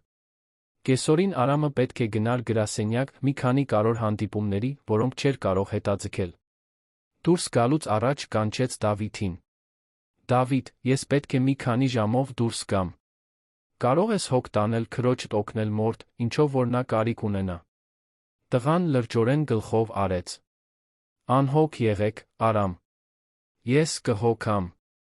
Երբ Արամը վերադարձավ երեկոյան, նա մի տեսարանի ականատես եղավ, որը ստիպեց նրան կանգ առնել դռան մոտ։ Անին այգում էր երեխաների հետ։ Մարիամը վազում էր թիթեռների հետից, բարձր ծիծաղելով, մինչ Դավիթը փորձում էր բարձրանալ փոքր ծառերից մեկը։ Անին նստած էր խոտերի վրա, դիտելով երեխաներին մի ժպիտով, որը Արամը դեռ չէր տեսել նրա դեմքին։ Դա խաղաղության, թեթացման, հույսի ժպիտ էր։ Նա մի քանի րոպե կանգնեց դռան մոտ, պարզապես դիտելով, առանց նրանք նկատեին իր ներկայությունը։ Նրա ներսում ինչ-որ բան տաքացավ, տեսնելով այդ տեսարանը։ Իր տունը, իր այգին, որոնք միշտ այնքան դատարկ էին, այժմ լի էին կյանքով։ Եվ հոր մահից հետո առաջին անգամ Արամը զգաց, որ գուցե, միայն գուցե, նա կարող է նոր նպատակ գտնել իր կյանքի համար։ Մի նպատակ, որը դուրս էր ֆինանսական հաշվեկշիռների թվերից, անշարժ գույքի պայմանագրերից։ Մի նպատակ, որը ներառում էր իրական մարդկանց, իրական զգացմունքներ, իրական մարդկային կապեր։ Եվ դա մի նույն ժամանակ վախեցնում ոգորում էր։ Գլուխ 3 հաջորդ շաբաթները զգալի փոփոխություններ բերեցին կենտրոնի առանձնատան բոլոր բնակիչների համար։ Արամը Դավիթին գրանցեց մոտակա մասնավոր դպրոցում մի հեղինակավոր հաստատությունում, որն առաջարկում էր որակյալ կրթություն ուներ հատուկ ծրագիր այն աշակերտների համար, ովքեր երկարատ բացակայություններից հետո լրացուցիչ պարապմունքների կարիք ունեին։ Տղային անմիջապես ընդունեցին, երբ տնօրենն իմացավ, որ Արամ Ղազարյանն է հոգալու բոլոր ծախսերը։ Դավիթն ամեն առավոտ ոգորված էր արթնանում, հպարտությամբ հագնում նոր համազգեստը, երեկոյան վերադառնում, լի պատմություններով այն մասին, թե ինչ է սովորել։ Մարիամը, որը դեռ լիովին ապաքինման փուլում էր, օրերն անցկացնում էր տանը մոր հետ։ Նրանք խաղում էին այգում, գունավորում նկարներ խոհանոցի սեղանին, դիտում կրթական հաղորդումներ հյուրասենյակի հեռուստացույցով։ Փոքրիկ աղջիկն արագ քաշ էր հավաքում, այտերն ավելի փքուն էին դառնում, իսկ ծիծաղն ավելի հաճախակի ու անկեղծ էր հնչում։ Նա այնպես էր կապվել Արամի հետ, որ զարմացնում էր բոլորին, ներառյալ հենց գործարարին։ Ամեն անգամ, երբ նա աշխատանքից տուն էր գալիս, Մարիամը վազում էր դեպի դուռը, բացականչելով Ռաֆա Քերի թռչում նրա գիրկը, ամուր գրկելու։ Արամը սկզբում չգիտեր, ինչպես վարվել այդքան ջերմության հետ։ Նա երբեք մտերիմ չէր եղել երեխաների հետ, զարմիկներ չուներ, ոչ մի փորձ չուներ այդ մանկական աշխարհի հետ, իր ինքնաբուխ գրկախառնություններով, սիրո անկեղծ դրսորումներով։ Բայց կամաց-կամաց նա սովորեց, հայտնաբերեց, որ պաշտում է այն պահերը, երբ Մարիամը վազում էր դեպի իրեն։ Դա ինչ-որ մեկի համար կարող լինելու, սպասված լինելու, ուրիշի կյանքում իսկապես նշանակություն ունենալու զգացում էր։ Անին, իր հերթին, տան հոգսերն իր վրա վերցրեց տպավորիչ նվիրումով։ Նա համեղ ուտեստներ էր պատրաստում, օգտագործելով մորից սովորած բաղադրատոմսերը, բոլոր սենյակները անթերի մաքուր ու կոկիկ էր պահում, այդ առանձնատուն բերում էր մի մարդկային ջերմություն, որը տարիներ շարունակ պակասում էր։ Տիկին Գայանեն պաշտում էր աշխատանքի ընթացքում ընկերակցություն ունենալը, նրանք երկուսով արագ ընկերացան, կիսվելով պատմություններով, բաղադրատոմսերով, ծիծաղով, մինչ լվացք էին ծալում կամ պատուհաններ մաքրում։ Արամը սկսեց ավելի շուտ տուն գալ գրասենյակից։ Նախկինում նա մինչ ուշ աշխատում էր, քանի որ պատճառ չկար դատարկ տուն վերադառնալու։ Հիմա կար Անիի պատրաստած ընթրիքը, այն հրաշալի բույրով, որը լցնում էր ամբողջ տունը։ Կար Դավիթը, որը մաթեմատիկայի տնային աշխատանքի հարցում օգնության կարիք ուներ։ Կար Մարիամը, որն ուզում էր ցույց տալ իր նոր նկարը։ Կային զրույցներ ճաշի ընթացքում, ծիծաղ հյուրասենյակում, կյանք, որը բաբախում էր յուրաքանչյուր սենյակում։ Հենց այդպիսի մի երեկո, ընտանիքի ժամանումից մոտ 1 ամիս անց, Արամը մի հայտնագործություն արեց, որը նորից պետք է փոխեր ամեն ինչ։ Նա բարձրացավ, ստուգելու, թե արդյոք Դավիթը տնային աշխատանքն անում է, անցնելով Անիի սենյակի մոտով, նկատեց կիսաբաց դուռը։ Նրա մտադրությունը լրտեսելը չէր, բայց ինչ-որ բան գրավեց նրա ուշադրությունը։ Սենյակի ներսից մեղմ լույս էր գալիս, նա լսեց մի ռիթմիկ ձայն, որը չկարողացավ ճանաչել։ Նա թեթակի թակեց դուռը։ Անի կարելի է ներս մտնել։ Իհարկե, պատասխանեց նա։ Արամը բացեց դուռը, զարմացած կանգ առավ իր առջ բացված տեսարանից։ Անին նստած էր պատուհանի մոտ գտնվող աթոռին, ծնկներին փռված կտորով։ Ձեռքերում ասեղ ութել էր բռնել, ձեռքով կարում էր ճշգրիտ ու նուրբ շարժումներով։ Մահճակալի վրա կային այլ կտորի կտորներ, կտրված հատուկ ձերով, գնդասեղներ, դասավորված փոքրիկ բարձիկի վրա, դերձակի մկրատներ, մի քանի գունավոր կոճակներ։ Դու կարում ես, հարցրեց Արամը, անկեղծորեն զարմացած։ Անին նայեց իր ձեռքերի կտորին քնքշության մելանխոլիայի խառնուրդով։ Այո։ Մայրիկիցս եմ սովորել, երբ երեխա էի։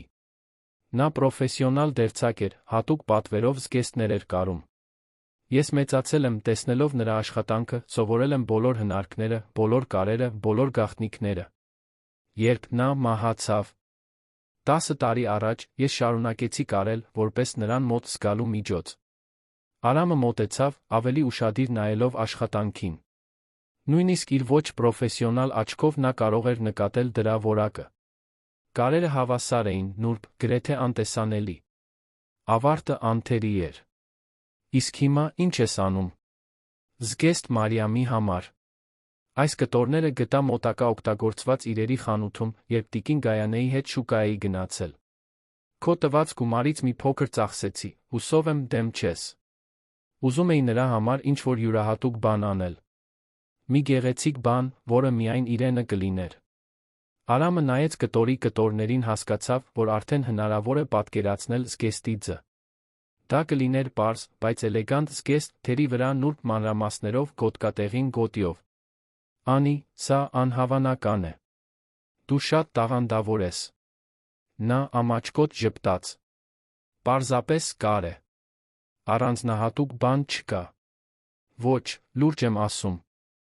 Սա արվեստ է։ Երբե մտածել ես սա մասնագիտություն դարձնելու մասին։ Անին առանց հումորի ծիծաղեց։ Մտածել եմ, այո։ Իրականում դա իմ երազանքն էր, երբ ավելի երիտասարդ էի։ Ուզում էի ունենալ իմ սեփական ատելյեն, ստեղծել բացառիկ նմուշներ, տեսնել մարդկանց, իմ ստեղծագործությունները հագած։ Բայց կյանքը այլ կերպ դասավորվեց։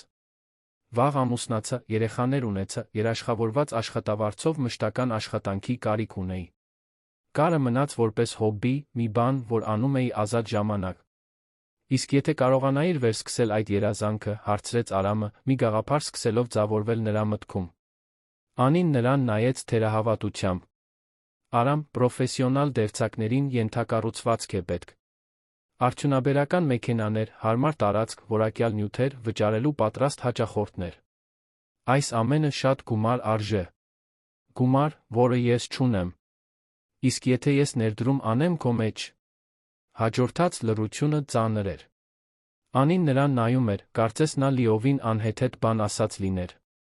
Ինչպես թե ներդրում անես իմ մեջ։ Արամը նստեց մահճակալի եզրին, մտածելով խոսելիս։ Ես երրորդ հարկում դատարկ սենյակ ունեմ։ Հորս գրասենյակն էր, բայց նրա մահից հետո չի օգտագործվում։ Մեծ է, լավ բնական լուսավորություն ունի, գեղեցիկ տեսարան։ Կարող է կատարյալ ատելյե դառնալ։ Ես կգնեի անհրաժեշտ մեքենաները, նյութերը, այն ամենը, ինչի կարիքը կունենայիր։ Դու կստեղծեիր քո նմուշները, իսկ ես կօգնեի տարածել քո աշխատանքը։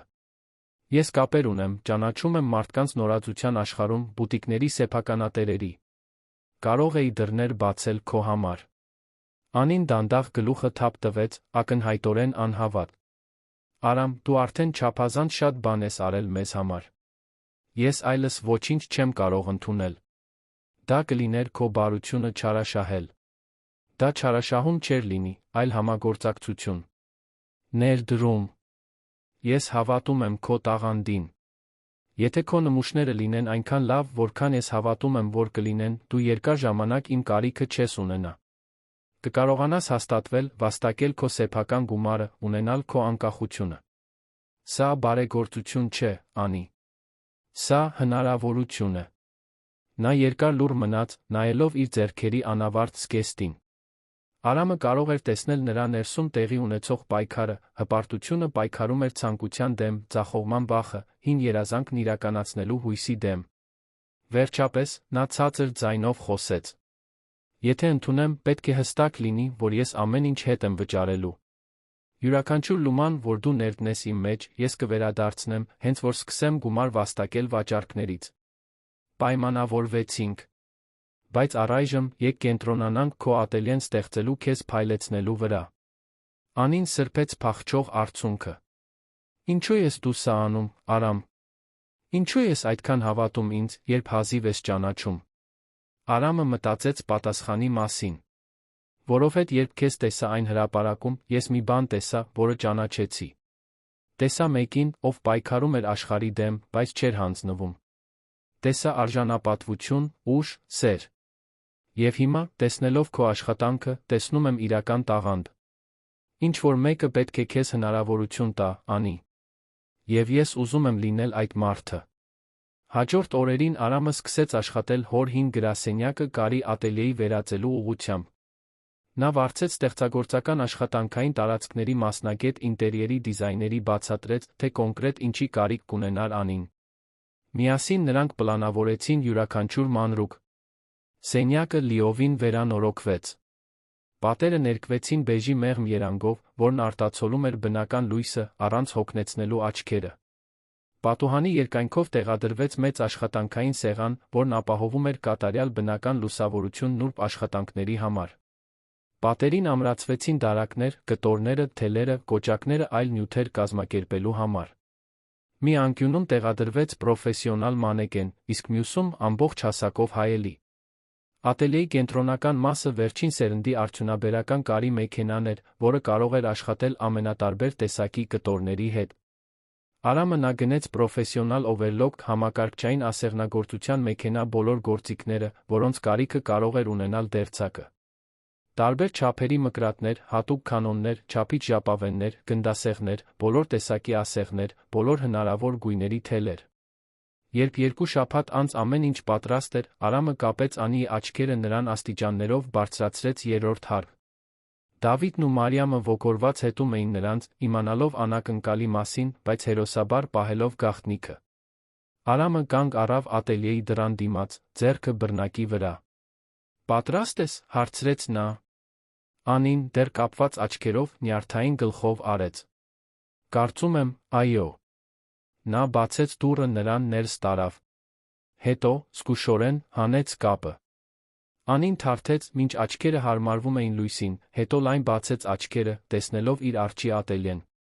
Ձեռքերը տարավ բերանին, զսպելով զարմանքի ճիչը։ Արամ, շնջաց նա, դանդաղ պտտվելով, յուրաքանչյուր մանրուք յուրացնելու համար։ Սա ինձ համար է։ Ամբողջը քոնն է, հաստատեց նա, ժպտալով նրա արձագանքը տեսնելով։ Անին քայլեց տարածքով, կարծես տրանսի մեջ լիներ։ Ձեռքերը տարավ աշխատանքային սեղանի վրայով, նրբորեն դիպավ կարի մեքենային, բացեց կազմակերպված նյութերով լի դարակները։ Արցունքները սկսեցին ազատ հոսել նրա դեմքով։ «Չեմ կարողանում հավատալ», խեղդված ձայնով ասաց նա։ «Սա կատարյալ է։ Սա այն ամենն է, ինչի մասին միշտ երազել եմ»։ «Ինչպես իմացար»։ «Ես ուշադիր էի, երբ դու խոսում էիր քո երազանքի մասին։ Եվ օգտվեցի պրոֆեսիոնալ դիզայների օգնությունից, ով հասկանում է այս հարցերից»։ Դավիթն ու Մարիամը վազեցին ներս, հետաքրքրասիրությամբ ուսումնասիրելով ատելյեն։ Մարիամը հիացած էր մանեկենով, կարծելով, թե դա հսկա տիկնիկ է։ Դավիթը տեխնիկական հետաքրքրությամբ սննում էր կարի մեքենան, ուզենալով հասկանալ, թե ինչպես է այն աշխատում։ Անին մոտեցավ Արամին, ծանոթանալուց ի վեր առաջին անգամ, գրկեց նրան։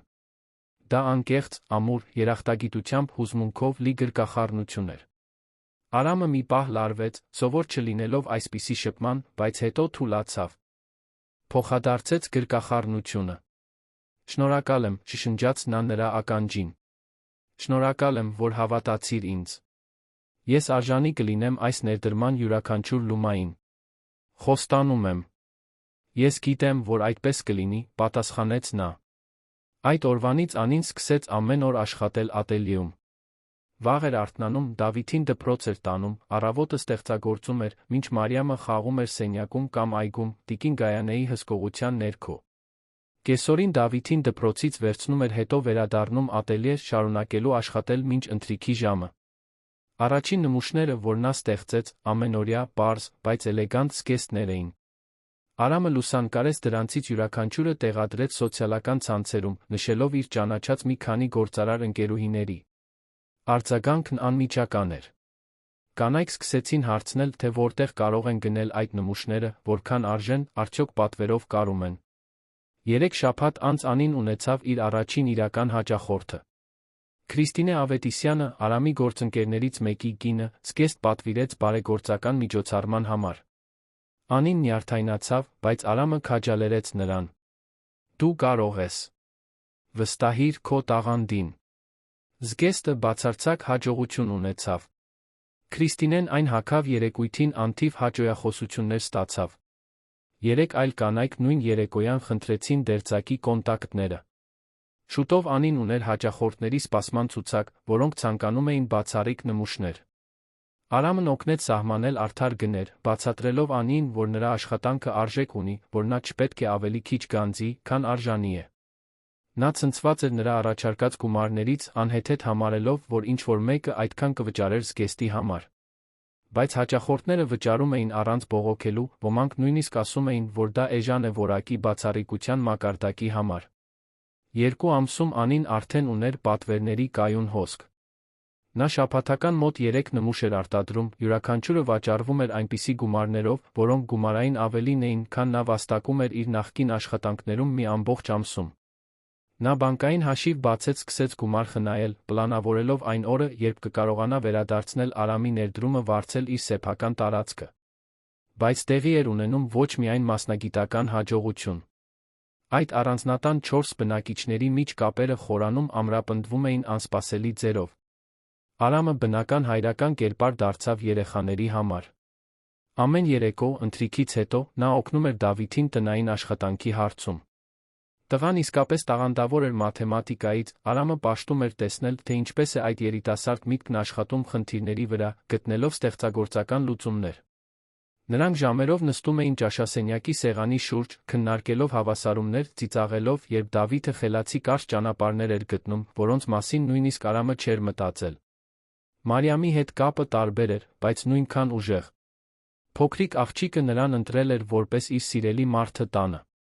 Նա ուզում էր, որ Արամն իրեն քնեցնի ամեն գիշեր, պատմելով պատմություններ, որոնք նա հորինում էր տեղում, քաջ արքայադուստրերի բարի ասպետների մասին։ Մի գիշեր, երբ Արամն ավարտում էր մի պատմություն արքայադստեր մասին, որը փրկում էր իր թագավորությունը, օգտագործելով խելքը, ոչ թե կախարդանքը, Մարիամը նրան նայեց իր քնաթաթախ աչուկներով, ասաց. «Ռաֆա քեռի, ես կուզենայի, որ դու իմ իսկական հայրիկը լինեիր»։ Արամը զգաց, թե ինչպես ինչ-որ բան կոտրվեց, մի նույն ժամանակ վերականգնվեց իր կրծքում։ Նա չգիտեր, ինչ պատասխանել։ Շոյեց աղջկա մազերը, մեղմորեն ասաց. «Դու ինձ համար շատ յուրահատուկ ես, Մարիամ։ Շատ յուրահատուկ։ Ես էլ քեզ սիրում եմ, Ռաֆա քեռի», շնջաց նա, նախքան աչքերը փակելը քնելը։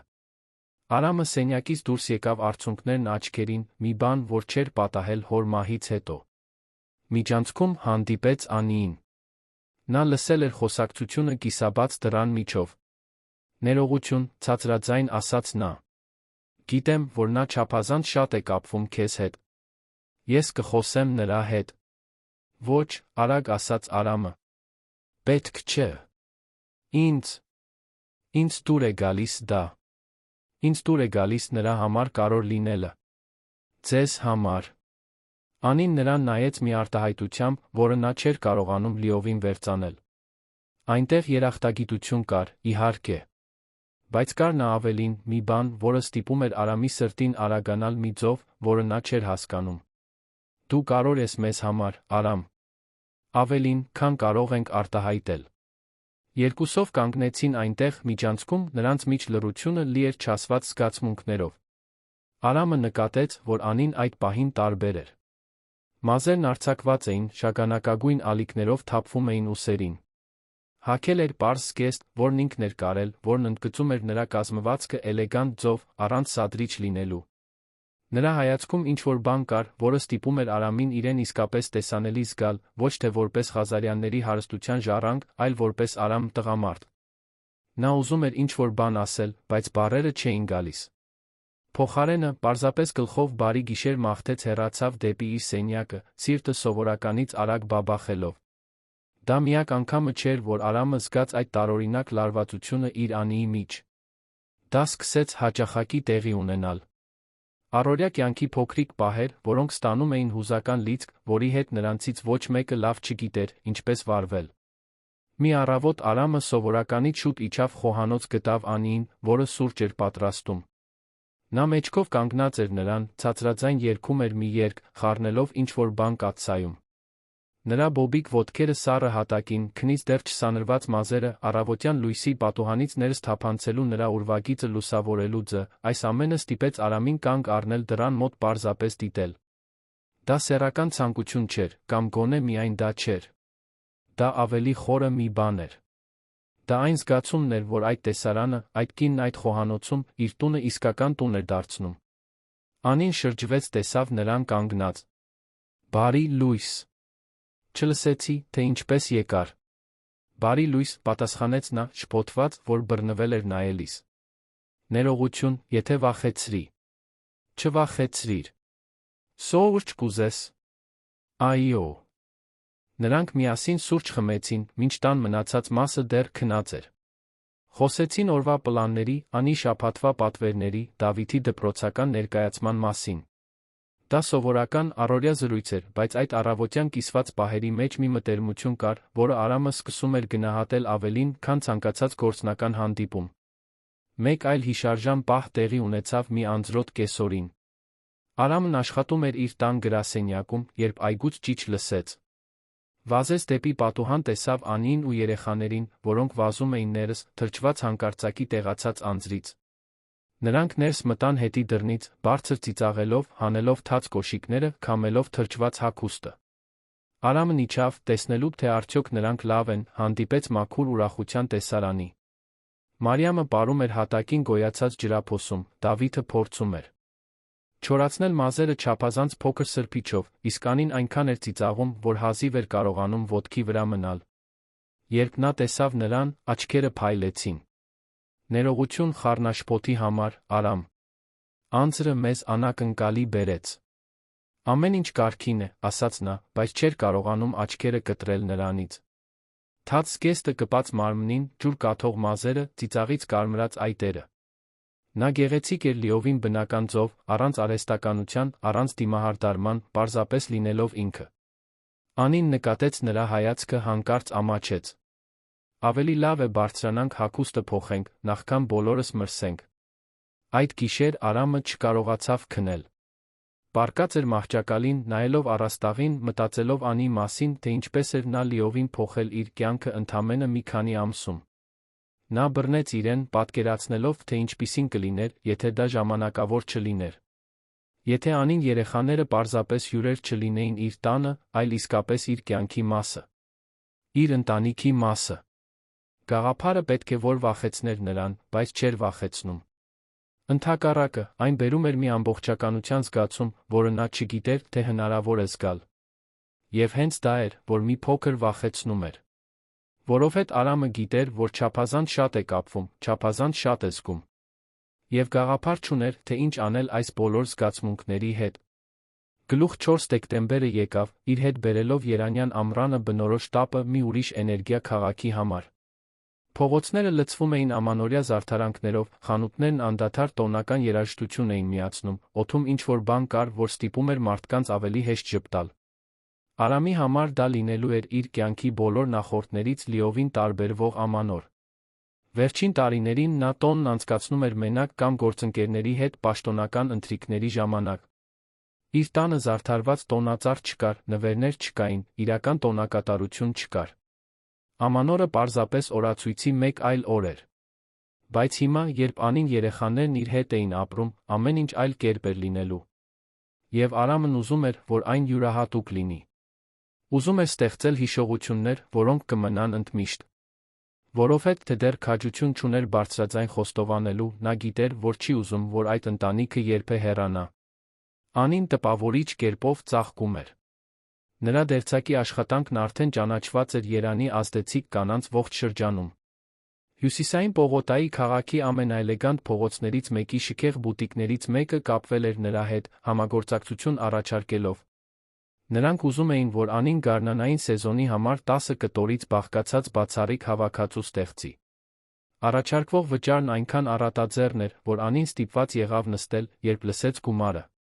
Նա այդ երեկո պատմեց Արամին, աչքերը փայլում էին հուզմունքից, բայց նա զսպված արցունքներից։ Սա ավելի շատ գումար է, քան ես նախկինում մի ամբողջ տարում էի վաստակում, Արամ։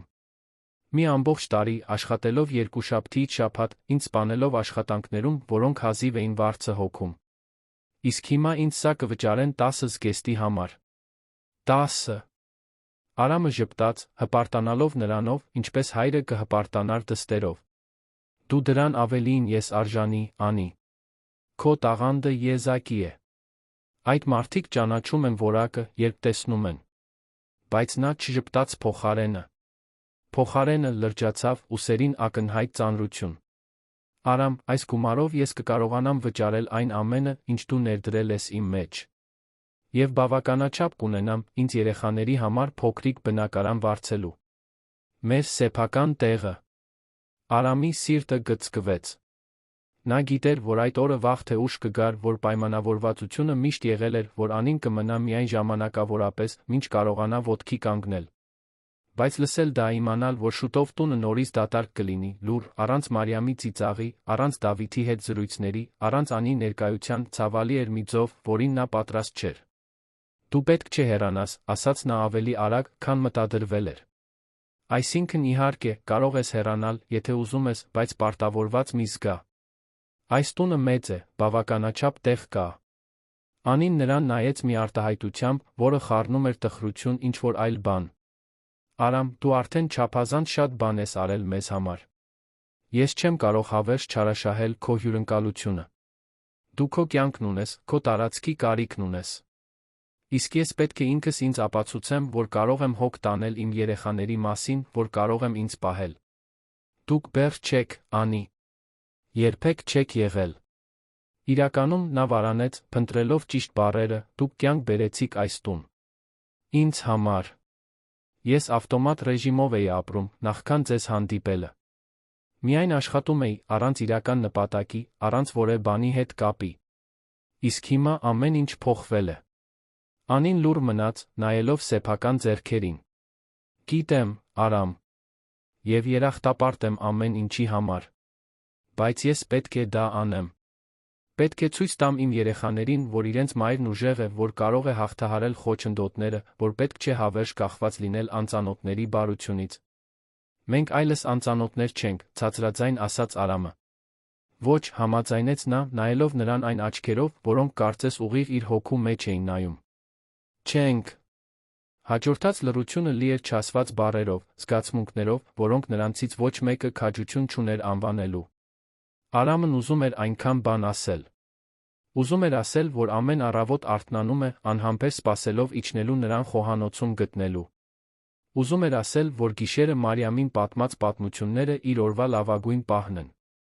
Ուզում էր ասել, որ Դավիթին մաթեմատիկայի հարցում օգնելը իրեն օգտակար է զգալ տալիս մի ձով, որը միլիոնավորների գործարքներ կնքելը երբեք չի տվել։ Ուզում էր ասել, որ սիրահարվում է նրան, այդ ուժեղ արժանապատիվ կնոջը, որը դիմակայել է աշխարհին չի կոտրվել։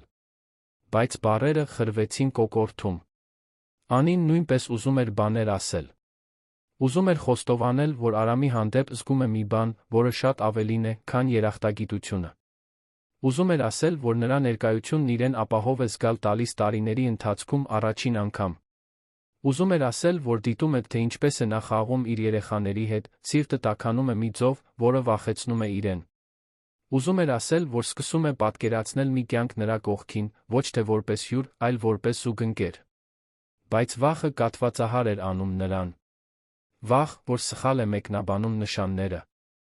Վախ, որ նա պարզապես բարի է, իսկ ինքը շփոթում է բարությունը ինչ-որ ավելիի հետ։ Վախ, որ կփչացնի այն միակ կայունությունը, որն իր երեխաները ճանաչել են երկար ժամանակ։ Այսպիսով երկուսն էլ լուռ մնացին, թողնելով, որ պահն անցնի, թողնելով, որ չասված բառերը սավառնեն նրանց միջ, որպես հնարավորությունների ուրվականներ։ Արամն այդ խոսակցությունից հետո վճռական դուրս եկավ։ Եթե Անին շուտով հեռանալու էր, նա ուզում էր այդ վերջին ամանորը միասին անմոռանալի դարձնել։ Եվ դրանից ավելին, նա վերջապես պետք է քաջություն գտներ ասելու այն, ինչ զգում էր։ Չէր կարող թույլ տալ, որ նա հեռանա, առանց գոնե փորձելու, առանց գոնե նրանց հնարավորություն տալու լինել ավելին, քան պարզապես տանտեր ժամանակավոր վարձակալ։ Լինելու իսկական ընտանիք։ Հաջորդ օրերին Արամը սկսեց գաղտնի պլանավորել։ Նա լանդշաֆտային դիզայներ վարձեց, տան այգին կախարդական մի բանի վերածելու համար։ Օգնություն խնդրեց Քրիստինե Ավետիսյանից, Անի առաջին հաճախորդից, որը հաճույքով մասնակցեց անակնկալին։ 3 մատանի գնեց Երանի ամենահեղինակավոր ոսկերչական խանութներից մեկից։ Դրանք ավանդական նշանադրության մատանիներ չէին։ Դրանք խորհրդանիշներ էին։ Խոստումներ։ Մեկը Անիի համար, մեկը Դավիթի, մեկը Մարիամի։ Որովհետև Արամը ոչ միայն Անիին էր ամուսնության առաջարկություն անում։ Նա խնդրում էր լինել այդ ընտանիքի մասը, լինել այն հայրը, որին երեխաներն արժանի էին, միասին կառուցել մի բան, որը նրանցից ոչ ոք նախկինում չէր ունեցել, սիրով ընտրված ընտանիք, ոչ թե արյունով։ Դավիթն առաջինը նկատեց, որ ինչ-որ բան տարբեր է։ Նա տեսավ Արամի տիկին Գայանեի միջ շուկով խոսակցությունները, նկատեց տարօրինակ շարժումները այգում, որը խորհրդավոր կերպով ծածկված էր բրեզենտներով։ Մի երեկո նա մոտեցավ Արամին իր գրասենյակում։ Ռաֆա քեռի, կարող եմ մի բան հարցնել։ Իհարկե, Դավիթ։ Միշտ կարող ես։ Տղան վարանեց, նյարդայնորեն խաղալով սեղանից վերցրած գրիչով։ Դուք սիրում եք մայրիկիս։ Արամը լիովին քարացավ ուղիղ հարցից։ Ես։ Դե, այո, իհարկե սիրում եմ։ Նա անհավանական մարդ է։ Ոչ։ Դավիթը գլուխը թափ տվեց։ Այսինքն, դուք նրան իսկապես սիրում եք։ Այնպես, ինչպես մեծահասակներն են իրար սիրում։ Արամը նայեց այդ 10 տարեկան տղային, որն այնքան հասուն էր իր տարիքի համար, որն արդեն այնքան բանի միջով էր անցել, որն այժմ նրան նայում էր մի լրջությամբ, որը պահանջում էր լիակատար ազնվություն։ Այո, Դավիթ։ Ես շատ եմ սիրում մայրիկիդ։ Գուցե ավելին, քան պետք է։ Դավիթը ժպտաց, դա անկեղծ, թեթացումով լի ժպիտ էր։ Որքան լավ։ Որովհետև նա էլ ձեզ է սիրում։ Տեսնում եմ, թե ինչպես է նա ձեզ նայում, երբ կարծում եք, թե ոչ ոք չի տեսնում։ Եվ ես ուզում էի ձեզ մի բան ասել։ Ես ու Մարիամը դեմ չէինք լինի, եթե դուք իսկապես միասին լինեիք։ Իրականում, մենք շատ կուզենայինք։ Դուք լավագույն բանն եք, որ պատահել է մեր ընտանիքի հետ։ Արամը զգաց, թե ինչպես են աչքերը այրվում արցունքներից, որոնք նա թույլ չտվեց թափվեն։ Դավիթ, դա ինձ համար շատ բան է նշանակում։ Իսկապես շատ։ Եվ իրականում, ես մայրիկիդ համար անակնկալ եմ պատրաստում։ Մեծ անակնկալ։ Բայց ինձ քո օգնությունն է պետք։ Համաձայն ես լինել իմ հանցակիցը։ Դավիթի աչքերը փայլեցին։ Իհարկե։ Ամանորի նախօրեն եկավ մաքուր աստղազարդ երկնքով, որը հազվադեպ էր Երանի համար։ Արամը ամեն ինչ մանրամասնորեն պլանավորել էր։ Այգին պատրաստ էր, թաքնված բրեզենտների տակ։ Մատանիները պահված էին իր դարակում։ Երեխաները տեղեկացված էին պլանի մասին, գրեթե պայթում էին անհամբերությունից, տեսնելու մոր արձագանքը։ Օրվա ընթացքում ամեն ինչ սովորականի պես ընթացավ։ Արամը ձացնում էր, թե աշխատում է իր գրասենյակում, մինչդեռ իրականում չափազանց նյարդային էր, որը բանի վրա կենտրոնանալու համար։ Անին օրն անցկացրեց կարելով, փորձելով ավարտել մի պատվեր մինչ տոները։ Երեխաները խաղում էին, բայց ամեն կես ժամը մեկ հարցնում էին, թե երբ է լինելու անակնկալը։ Երբ Արը սկսեց մայր մտնել, Արամը քաջություն հավաքեց իջավ հյուրասենյակ, որտեղ Անին երեխաների հետ ֆիլմ էր դիտում։ Անի, կարող ես մի պահ ինձ հետ գալ։ Մի բան կա, որ ուզում եմ քեզ ցույց տալ։ Նա շփոթված նայեց նրան։ Հիմա։ Երեխաների հետ ֆիլմի մեջտեղում էի։ Խնդրում եմ։ Կարոր է։ Դավիթն ու Մարիամն անմիջապես ոտքի կանգնեցին, հանցակցական հայացքներ փոխանակելով։ Մենք էլ գանք, մամ, ասաց Մարիամը, քաշելով մոր ձեռքը։ Անին թույլ տվեց, որ իրեն ուղեկցեն, գնալով ավելի շփոթված։ Արամը նրանց տարավ տան միջով մինչ հետի դուռը, որը բացվում էր դեպի այգի։ Նա կանգ առավ այնտեղ, ձեռքը բռնակի վրա, սիրտը բաբախում էր այնքան ուժեղ, որ վստահ էր, թե բոլորը կարող են լսել։ «Պատրաստ ես», հարցրեց նա։ «Արամ, ինչ է կատարվում»։ Անին այժմ տեսանելիորեն նյարդային էր։ Նա բացեց դուռը, այն, ինչ տեսավ Անին, նրան լիովին անխոս թողեց։ Այգին վերածվել էր հեքիաթից դուրս եկած մի բանի։ Հարյուրավոր փոքրիկ լույսեր կախված էին ծառերից, ստեղծելով արհեստական աստղազարդ երկինք։ Այգու կենտրոնում տեղադրվել էին կամարների տեսքով էլեգանտ կառույցներ, դրանց վրա ցուցադրված էին 10 զգեստներ։ Այն 10 զգեստները, որոնք Անին ստեղծել էր հյուսիսային պողոտայի բուտիկի համար։ Յուրաքանչյուրը կատարյալ լուսավորված, ցուցադրված որպես արվեստի գործեր թանգարանում։ Շուրջը դրված էին էլեգանտ սեղաններ, ծածկված սպիտակ սփռոցներով վառվող մոմերով։ Անտեսանելի բարձրախոսներից մեղմ երաժշտություն էր հնչում։ Եվ ամեն ինչի կենտրոնում մի փոքրիկ կլոր հարթակ դատարկ էր, սպասելով։ Անին ձեռքերը տարավ բերանին, արցունքներն արդեն սկսել էին հոսել։ «Արամ, ինչ է այս ամենը»։ «Սա», ասաց նա, նրան ուղեկցելով այգի, ցուցասրահ է։ Ցուցասրահ քեզ, քո տաղանդը, քո ուժը, այն ամենը, ինչին հասել ես, տոնելու համար։ Այս զգեստներից յուրաքանչյուրը մի պատմություն է պատմում։ Մի կնոջ պատմություն, որը չհանձնվեց, երբ աշխարհը նրան ներք էր հրում։ Որը պայքարեց իր երեխաների համար ատամներով ու եղունգներով։ Որը ցավը վերածեց արվեստի։ Անին քայլեց զգեստների միջով, յուրաքանչյուրին հարգանքով դիպչելով։ Արցունքներն այժմ ազատ հոսում էին։ Սա անհավատալի է։ Չգիտեմ, ինչ ասել։ Դեռ ոչինչ ասել պետք չէ, ասաց Արամը, նրա սեփական ձայնը դողում էր։ Որովհետև ես դեռ չեմ ավարտել։ Նա նրան ուղեկցեց կենտրոնի կլոր հարթակ։ Դավիթն ու Մարիամն արդեն կանգնած էին կողքին, բռնած փոքրիկ տուփեր, որոնք Արամը նրանց տվել էր ավելի վաղ։ Արամը խորը շունչ քաշեց, հավաքելով իր ողջ քաջությունը։ Եվ հետո այնտեղ, այդ վերափոխված այգու մեջտեղում, շրջապատված Անիի, աստղերի պես լուսավորված ստեղծագործություններով, նա ծնկի իջավ։ Անին մի ձայն հանեց, խեղդված հեկեկոցի ճիչի մեջ։ Ոտքերը թուլացան, նա ձեռքերը դրեց Արամի ուսերին, հավասարակշռությունը պահելու համար։ «Անի», սկսեց նա, ձայնն այժմ ամուր էր, լի հուզմունքով, բայց պարզ, մի քանի ամիս առաջ ես խոստում տվեցի հորս։ Մի խոստում, որն այն ժամանակ լիովին չէի հասկանում։ Նա ինձ խնդրեց դուրս գալ իմ փղոսկրե աշտարակից, ճանաչել իրական աշխարհը, կապ հաստատել իրական մարդկանց հետ։ Եվ հետո դու հայտնվեցիր իմ կյանքում։ Դու այս երկու անհավանական երեխաները։ Եվ ամեն ինչ փոխվեց։ Նա դադար տվեց, նայելով նրան մի լարվածությամբ, որը ստիպում էր Անիի սրտին արագ բաբախել։ Դու ինձ սովորեցրիր, թե ինչն է իսկապես կարևոր կյանքում։ Սովորեցրիր, որ հարստությունը սեփականության կամ բանկային հաշիվների մեջ չէ, այլ կիսված պահերի, անկեղծ ծիծաղների, ամուր գրկախառնությունների մեջ։ Դու կյանք բերեցիր այս դատարկ տուն։ Կյանք բերեցիր ինձ։ Եվ ես չեմ ուզում, որ դու հեռանաս։ Երբեք։ Արամը գրպանից հանեց առաջին տուփը, բացեց այն, բացահայտելով սպիտակ ոսկուց էլեգանտ մատանի, փոքրիկ ադամանդներով զարդարված։ «Անի, կամուսնանաս ինձ հետ»։ Ոչ թե որովհետև պետք է, ոչ թե երախտագիտությունից։ Կամ պարտավորությունից, այլ որովհետև վերջին ամիսներին ես սիրահարվել եմ քեզ։ Քո ուժին, քո արժանապատվությանը, քո երեխաների հանդեպ անսահման սիրուն, այն ձին, որով դու գեղեցկություն ես տեսնում այնտեղ, որտեղ ուրիշները միայն կտոր են տեսնում։ Ես սիրում եմ քեզ, Անի։ Իսկապես սիրում եմ։ Եվ ուզում եմ իմ կյանքի մնացած մասն անցկացնել, ամեն օր դա քեզ ապացուցելով։ Անին չէր կարողանում խոսել։ Արցունքներն այնքան շատ էին, որ մշուշում էին նրա տեսողությունը։ Նա պարզապես մոլեգնորեն գլխով էր անում, ցածրաձայն կրկնելով այո մեկը մյուսի հետից։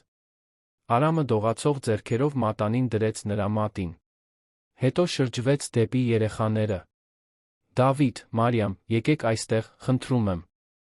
Երեխաները մոտեցան, նրանց աչքերը նույնպես փայլում էին արցունքներից։ Արամը վերցրեց նրանց բռնած տուփերը, բացեց, բացահայտելով երկու ավելի փոքր, երեխաների համար հարմար մատանիներ, յուրաքանչյուրը կենտրոնում փոքրիկ գունավոր քարով։ Դավիթ, Մարիամ, ասաց Արամը, նայելով նրանցից յուրաքանչյուրին, ես ոչ միայն մայրիկիդ եմ ամուսնության առաջարկություն անում։ Ես թույլտվություն եմ խնդրում լինել այս ընտանիքի մասը։ Լինել այն հայրը, որին դուք արժանի եք։ Լինել ձեր կողքին բոլոր դպրոցական ներկայացումներին, բոլոր գրկախառնություններին, երբ տխուր եք, բոլոր հաղթանակներին, երբ ուրախ եք։ Ես խնդրում եմ, որ մենք իսկական ընտանիք լինենք։ Համաձայն եք։ Մարիամը նույնիսկ մի վայրկյան չսպասեց։ Նա թռավ Արամի գիրկը, գրեթե տապալելով նրան, բղավելով. Այո, այո, այո, ես ուզում եմ, որ դու իմ պապան լինես։ Արամը նրան ամուր գրկեց, դեմքը թաղելով աղջկա մազերի մեջ, մինչ փորձում էր զսպել սեփական արցունքները։ Փոքրիկ մատանին դրեց նրա մատին, նա հիացմունքով զննեց այն։ Դավիթը մոտեցավ ավելի դանդաղ, բայց նրա դեմքի հուզմունքը նույնն էր։ Նրա ստորին շուրթը դողում էր, երբ խոսեց. Մենք երբեք իսկական հայրիկ չենք ունեցել։ Բայց եթե ունենայինք, ես կուզենայի, որ նա քեզ նման լիներ, Ռաֆա Քերի։ Քեզ նման։ Արամը գրկեց նա տղային, հետո մատանին դրեց նրա մատին։ Հետո չորսով կանգնեցին այնտեղ, գրկախառնված այդ կախարդական այգու մեջտեղում, միաժամանակ լաց լինելով ծիծաղելով, վերջապես ամբողջական մի ընտանիք։ Երբ վերջապես բաժանվեցին, Անին բռնեց Արամի դեմքը ձեռքերի մեջ։ Ես էլ եմ քեզ սիրում, ասաց նա։ Այնքան էի վախենում խոստովանել, վախենում էի սխալվել, վախենում էի ամեն ինչ փչացնել։ Բայց ես սիրում եմ քեզ, Արամ։ Սիրում եմ, թե ինչպես ես հոգ տանում իմ երեխաների մասին, կարծես նրանք քոնը լինեն։ Սիրում եմ, թե ինչպես ես հավատում ինձ, երբ նույնիսկ ես ինքս չէի հավատում։ Սիրում եմ այն մարդուն, որը դու ես, ոչ թե այն գումարը, որը դու ունես։ Միայն քեզ։ Արամը համբուրեց նրան մի մեղմ, բայց խոստումով, ապագայով, իսկական սիրով լի համբույր։ Երեխաները ծափահարեցին, բացականչեցին, նրանց ծիծաղի ձայնը լցրեց վերափոխված այգին։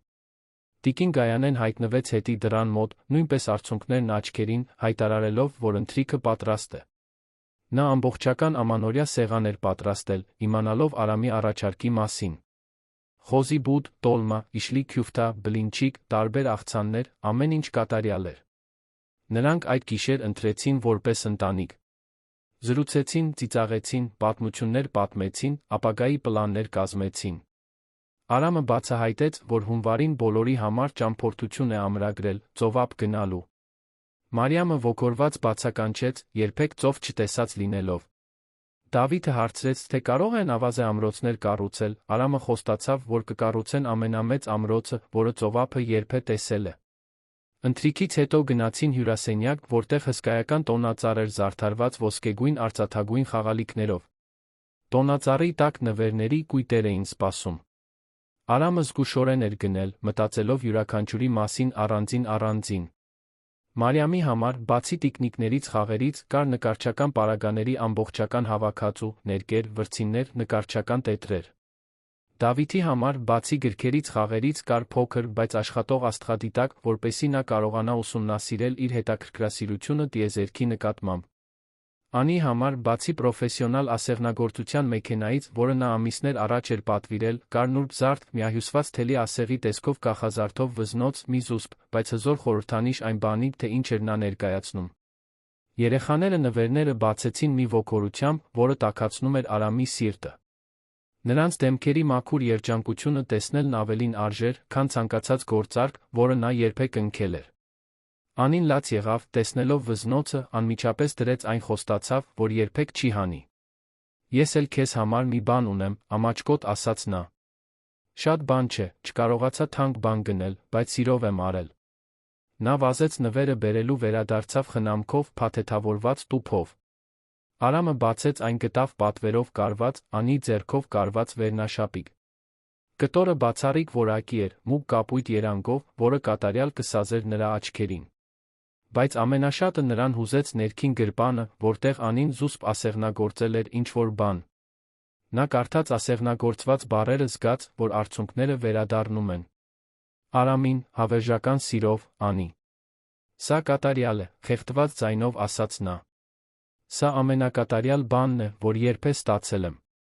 Այդ գիշեր, երբ երեխաները վերջապես քնեցին, հոգնած այդքան հուզմունքից, Արամն ու Անին մնացին պատշգամբում, նայելով աստղերին։ Նա փաթաթվել էր նրա գրկում, գլուխը դրած նրա կրծքին, լսելով նրա սրտի բաբախյունը։ Երբեք չէի պատկերացնի, որ կյանքս այսպիսին կդառնա, ցածրաձայն ասաց Անին։ 6 ամիս առաջ փողոցում էի երեխաներիս հետ, չիմանալով, թե հաջորդ օրը ուտելիք կունենանք։ Իսկ հիմա նշանված եմ ամենաանհավանական տղամարդու հետ, որին երբեք ճանաչել եմ, աշխատանքս ծաղկում է, երեխաներս առողջ են երջանիկ։ Երազ է թվում։ Երազ չէ, ասաց Արամը, համբուրելով նրա գլուխը։ Իրականություն է։ Այնքան իրական, որքան այն սերը, որ զգում եմ քո հանդեպ։ Կարծում ես, հայրդ կհպարտանար, հարցրեց նա։ Այն մարդով, որը դու դարձել ես։ Արամը մտածեց հարցի մասին, հիշելով հոր վերջին խոսքերը, իր տված խոստումը։ Կարծում եմ, այո։ Նա ուզում էր, որ ես նպատակ գտնեմ, որ կապ հաստատեմ իրական աշխարհի հետ։ Եվ դու ինձ դա տվեցիր։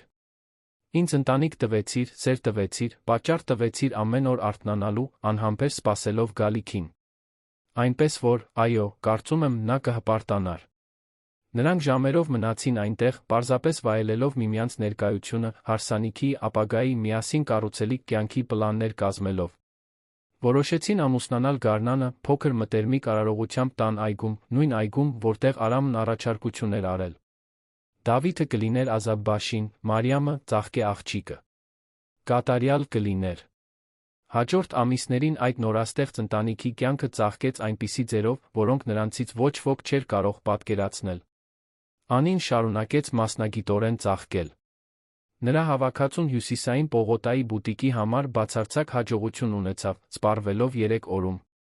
Նորաձության ամսագրերը սկսեցին հարցազրույցներ խնդրել։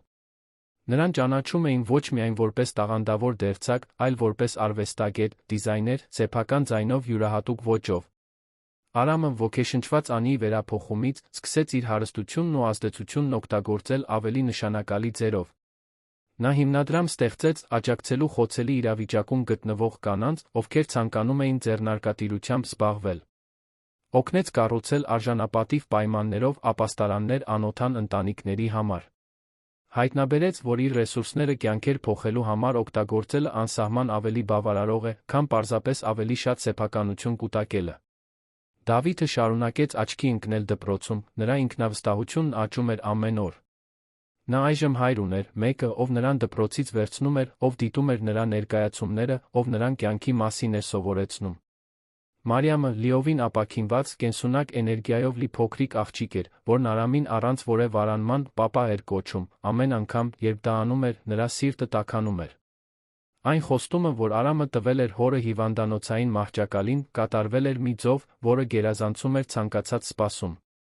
Նա դուրս էր եկել իր փղոսկրե աշտարակից։ Ճանաչել էր իրական աշխարհը, իրական մարդկանց, իրական կյանքը։ Եվ այդ ընթացքում գտել էր իր սեփական կյանքը։ Գտել էր սեր, ընտանիք, նպատակ։ Արամի Անիի պատմությունը ավանդական իմաստով հեքիաթ չէր։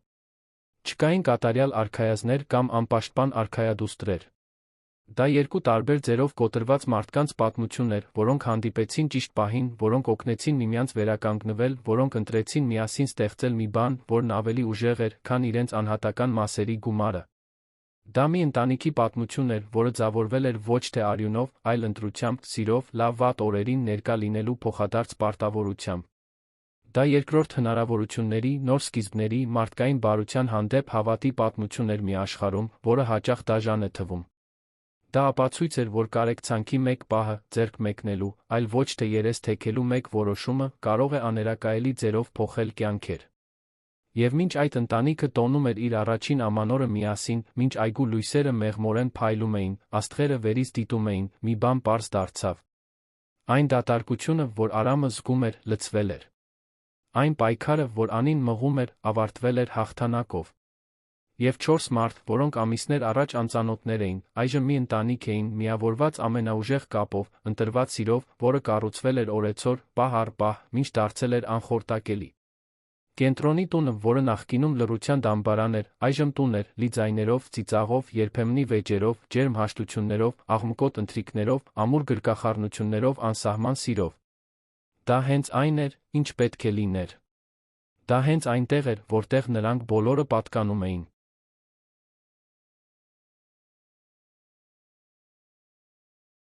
Միասին։